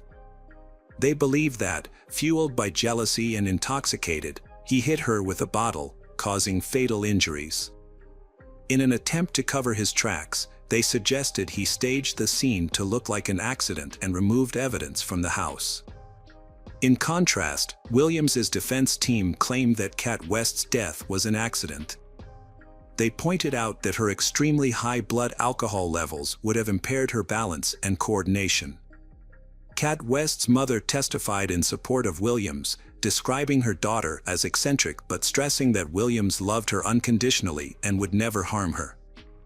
She also appealed to the court to consider the well-being of their child, Lola, who had already lost her mother and now risked losing her father. On January 11, 2021, the jury delivered a guilty verdict for involuntary manslaughter. As a result, Williams received the maximum sentence of 13 years in prison, taking into account the time he had already served. Notably, if he had accepted the initial plea deal offered to him, he may have already been a free man by now. Unfortunately, all of Williams's appeals, led by his lawyers, have been unsuccessful thus far. Welcome back, detectives. Let's dive into another horrible case. The case of Carol Maltesi. Carol Nicole Maltesi was born on September 19, 1995, in a small province in Italy, to parents Fabio and Josephine. Her mother was of Italian descent, while her father had Dutch heritage. When Carol was just 4 years old, her parents divorced, and she remained with her mother. Her father moved back to the Netherlands, where he remarried and had more children. Despite her father's lack of support, Josephine chose to stay in Italy and raise Carol on her own. Carol and her mother lived in a small community called Sesto Kenda. Her mother worked multiple jobs to provide Carol with a good education and opportunities for a better life. As a result, Carol grew into a beautiful, kind, and sociable young woman with many friends and an easy rapport with others. She was an active schoolgirl who participated in sports, such as horseback riding, and regularly attended a dance studio. Carol was fluent in 3 languages, loved traveling across Europe, and was an avid reader who could engage in conversations on a wide range of topics. As Carol entered her teenage years, she had many admirers and enjoyed being the center of attention. After completing her secondary education, Carol enrolled in a technical university to study industrial design, arts, and fashion. During her freshman year, Carol discovered she was pregnant after developing a romantic relationship with a young man studying architecture and design. The pregnancy was unexpected, and both Carol and her father were unprepared. Despite the challenges, Carol decided to keep the baby. In 2016, Carol, then 20 years old, gave birth to a son. The arrival of the baby significantly impacted her life. Due to financial constraints, she had to leave school to support themselves and their child. She relocated to Verona in search of better opportunities to provide for their family. Carol found employment as a sales consultant in a cosmetics and perfume retail chain when her son was 1 year old. Meanwhile, her boyfriend worked on projects from home and took care of their son. However, In mid-2019, Carol's life took another turn when she fell in love with Angelo. They began a passionate affair, secretly meeting in hotel rooms and exchanging messages at night. The affair lasted for about 6 months, during which they tried to spend as much time together as possible. But just before the new year, Carol's boyfriend discovered her infidelity and decided to end their relationship. Carol thought it was for the best that she was leaving, as she had already planned to move in with her new boyfriend. However, they faced a challenge. Angelo lived with his parents, and Carol couldn't join him with her child from a previous relationship. They decided to rent a place together, but their plans were disrupted, which left them jobless and unable to afford a home. Carol had to move into Angelo's parents' house and temporarily leave her 4-year-old son with his biological father. Carol struggled financially, but Angelo and his parents supported her as much as possible. She had to rely on them completely, unable to contribute to her son's care. To make matters worse, her mother was diagnosed with Parkinson's disease, which required expensive treatment. In desperation, Carol looked for ways to earn money from home to support her son and ailing mother. She turned to social media and created a YouTube channel, sharing her experiences of life in isolation. Although her content didn't attract much attention, her striking appearance drew comments, including some unwanted and inappropriate proposals. A subscriber suggested that Carol create an account on the adult content platform OnlyFans, citing her attractive appearance and potential for quick success. Taking this advice, Carol registered under the pseudonym Charlotte Angel and began posting intimate photos and videos. She quickly gained a large following and started earning a substantial income. As time went on, Carol's content became more explicit and bold and was appreciated by her fans. However, she keeps her work a secret from her boyfriend and relatives. This secrecy was short-lived because an acquaintance of hers discovered her account about 6 months later. Although Carol tried to justify her work as an art form that gave her financial security and personal fulfillment, her acquaintances did not accept it. Friends and acquaintances gradually distanced themselves from her, believing that her work was immoral and fearing that association with her would damage their reputations. Carol saw this reaction as prejudice and remained confident that she would achieve success and wealth as an adult film star. Carol's newfound popularity attracted the attention of adult film studios, and several directors approached her with offers to star in their productions. She soon accepted the invitation and participated in group photo sessions.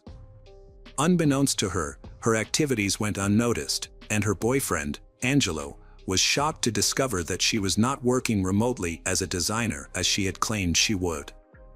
He felt lost and didn't know how to react because he had no plans to end their relationship. However, when Angelo's parents learned of Carol's profession, they urged him to end the relationship immediately, fearing she would bring shame to their family. At that time, Carol achieved financial stability thanks to her popular OnlyFans account and increasing salaries from film directors. In interviews, she expressed her intention to eventually complete her education and pursue a career in design or modeling. However, she increasingly loved her current job and was completely immersed in it. Despite her success, Carol faced constant moral pressure from those around her, who judged and tried to shame her. This led to certain psychological trauma. She defended her profession, calling it art, and supported women's right to choose a career without fear of judgment or social consequences. At the age of 25, Carol moved to Rescaldina, a small town in the province of Milan, with the intention of starting again. She planned to abandon her career in the adult entertainment industry and secure a job as a sales consultant at a perfume shop. However, this job of hers only lasted for a short time. A few months later, Carol met David Fontana, a 42-year-old local banker with a passion for photography, especially nude photography. They connected online, where David was searching for photo models for his projects. Carol reciprocated his offer, and upon their first meeting, they felt an intense mutual attraction. Despite being married, David pursued a relationship with Carol and they began dating. Their relationship involved photo sessions that often led to intimate encounters. David soon discovered Carol's past experience in the adult industry and encouraged her to resume her career, citing her talent. However, David's feelings for Carol were complex. He loved her, desired to possess her, and also enjoyed watching her in adult films. In March 2021, David divorced his wife and moved in with Carol, allowing them to explore their most explicit fantasies together. He assisted her in creating content for OnlyFans, a platform where she gained immense popularity. However, David took a share of the profits from their joint work. As Carol's success grew, she began receiving lucrative offers from foreign directors and studios for film shoots. David was a jealous boyfriend who would become annoyed when others showed interest in Carol in public or tried to flirt with her. However, he never interfered with her work as an adult film actress, treating it as a normal job that she felt comfortable with. On the other hand, after Angelo and Carol broke up, Angelo confessed that he had missed her and asked to get back together, saying that he would accept her profession and not restrict her freedom. Carol appreciated Angelo's efforts but revealed that she had already met someone else. Even so, Angelo and Carol continued to communicate. However, when David found out, he became angry, threatened Angelo, and burned his car and finally broke up with Carol. Angelo reported the incident to the police, who issued a restraining order against David, but ultimately found no evidence linking him to arson. As Carol's career took off, Carol frequently traveled for filming and attracted a large following. She was trying to buy a house for herself and her son and planned to leave the adult film industry to focus on raising her son. To achieve this goal, she started creating custom videos for fans, who would send her scripts and pay her to make their fantasies come true. This idea brought high profits to Carol. Carol and David continued to work together in film despite their personal separation. During a September 2021 film shoot, Carol met co-star Salvatore Galdo, and a romance blossomed. She and Salvatore eventually formalized their relationship, deciding to get married after taking the time to ensure they were both ready to move forward. As they planned their future together, they made a conscious effort to maintain their independence and keep their relationship private. They had learned from past experiences and wanted to approach their new relationship with a clear understanding of each other's needs and boundaries. In the end, Carol and Salvatore were able to build a strong foundation for their relationship, free from the entanglements of their past. They were able to move forward together, focusing on their shared future and leaving their complicated pasts behind. Carol's social media activity had slowed down significantly. Although new posts occasionally appeared on her account, she rarely interacted with anyone, keeping her responses brief. Her latest photos suggested she had recently gone on a seaside vacation, but she hadn't shared her plans with anyone. Everything was happening peacefully. But on March 20, 2022, in a deserted area near Italian Borno, a passerby had made a disturbing discovery. He had been walking along a cliff when he had spotted large black bags of trash on a slope near a body of water. He had felt uncomfortable seeing garbage in such a beautiful location, so he had decided to throw it away. When he had approached one of the bags, he had noticed that it was unusually heavy. His curiosity had turned to horror when he had seen human fingers poking out through the tear in the polyethylene plastic. The man who quickly contacted the police, and when officers arrived, they found 4 bags with a human body that had been divided into 18 parts. Due to the extreme disfigurement, identifying the remains seemed unlikely. Forensic analysis showed that the victim was a young woman who had been deceased for at least 2 months, but the cause of death could not be determined. It was clear that the body had been stored in a freezer before being thrown off a cliff in a remote area, likely with the intention of remaining hidden for a long time. Upon impact, the bags tore, spilling some of the contents. The perpetrator had attempted to conceal the victim's identity by removing any distinctive features, such as tattoos, although damaged remnants of these tattoos still existed. The skin in those areas had been severely damaged with burns from hot objects, cuts, and acid. Despite this, police were able to piece together fragments of the tattoos and compare them with a missing persons database. A breakthrough came when a news report about the body was broadcast, asking anyone who might recognize the described features to come forward. Shortly after, a woman who worked in adult films visited the police station and identified the tattoos as belonging to a colleague who had disappeared in early January. The actress knew the deceased as Charlotte, but did not know her real name. This new information was crucial, as it allowed police to establish the victim's identity and real name. Once her identity was known, it was revealed that she had become engaged to Salvatore Galdo, a colleague, shortly before her disappearance. However, Galdo had not reported his fiancée missing, which raised suspicions. He was detained as the first suspect, but he appeared genuinely distraught over his fiancée's death and puzzled as to why he was under suspicion. According to Salvatore, he had been in regular contact with his fiancée through messaging apps and social media, and he had proof of their correspondence. He claimed that Carol had caught sick and was self-isolating, which is why he hadn't visited her.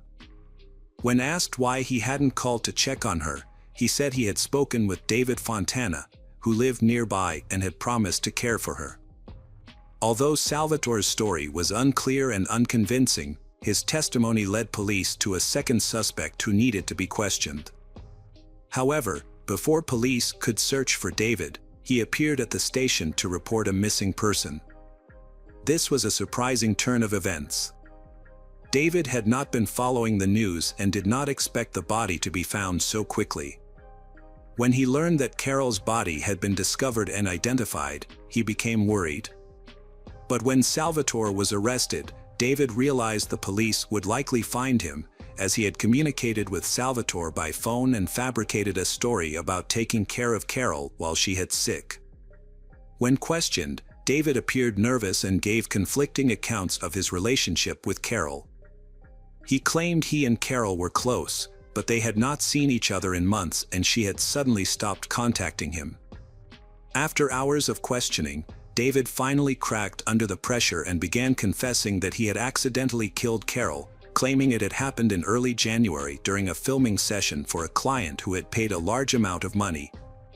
The script had called for him to tie and gag Carol, put a bag over her head, and brutally beat and torture her with tools, including a hammer. David and Carol had agreed that David wouldn't hit her too hard, but she would act like she was in a lot of pain. However, David claimed he had accidentally delivered a hammer blow and fractured her skull. When he removed the bag, he saw that she was about to die, but instead of seeking medical help, he had decided to end her suffering with one last blow of the hammer. But surprisingly, the investigation revealed that the mysterious customer was actually David, who contacted Carol using a fake account. He had come up with a revenge plan because Carol had wanted to leave him. At about 9 p.m. on January 11th, David had used a hammer to kill Carol. The next day, he had bought a large freezer using Carol's credit card, as well as a saw and axe from a hardware store, which he had used to dismember her body. David had attempted to disfigure her body to prevent identification by removing her tattoos and skin and attempting to burn and shred the rest. After murdering Carol, David stored her body parts in bags and kept them in a freezer for over 2 months. During this time, he deceived her relatives and friends by communicating with them through her phone and social media accounts, creating the illusion that she was still alive. By the end of March, David thought it was safe to dispose of the body and dumped it off a cliff in a remote area. He hoped that the remains would either never be found or would have decomposed beyond recognition by the time they were discovered. However, the body was found just 2 days later, and authorities tracked David down within a week. The most puzzling aspect of the case is that none of Carol's relatives or friends reported her missing. despite her disappearance occurring nearly 3 months prior. They were all convinced by the messages and social media posts David had created, and even her fiancé, who thought she was ill, didn't become alarmed when she failed to answer his calls or visit him. If someone had raised the alarm, David would have been tracked immediately through the signal from Carol's phone, which he had kept with him the entire time. At the trial, David expressed remorse and claimed he loved Carol, stating that her death was unintentional. He also said he had planned to end his own life after her death, unable to cope with the grief. Although this statement seemed implausible, the defense maintained that the incident was an unintentional act of violence. On June 12, 2023, David was found guilty of manslaughter. He was sentenced to 30 years in prison and ordered to pay compensation to Carol's son, Carol's mother, and the father of Carol's child, totaling €350,000. Notably, the court did not consider the manner of the killing to be cruel, and the dismemberment of the body was not deemed an aggravating factor. As a result, David may be eligible for parole in the future.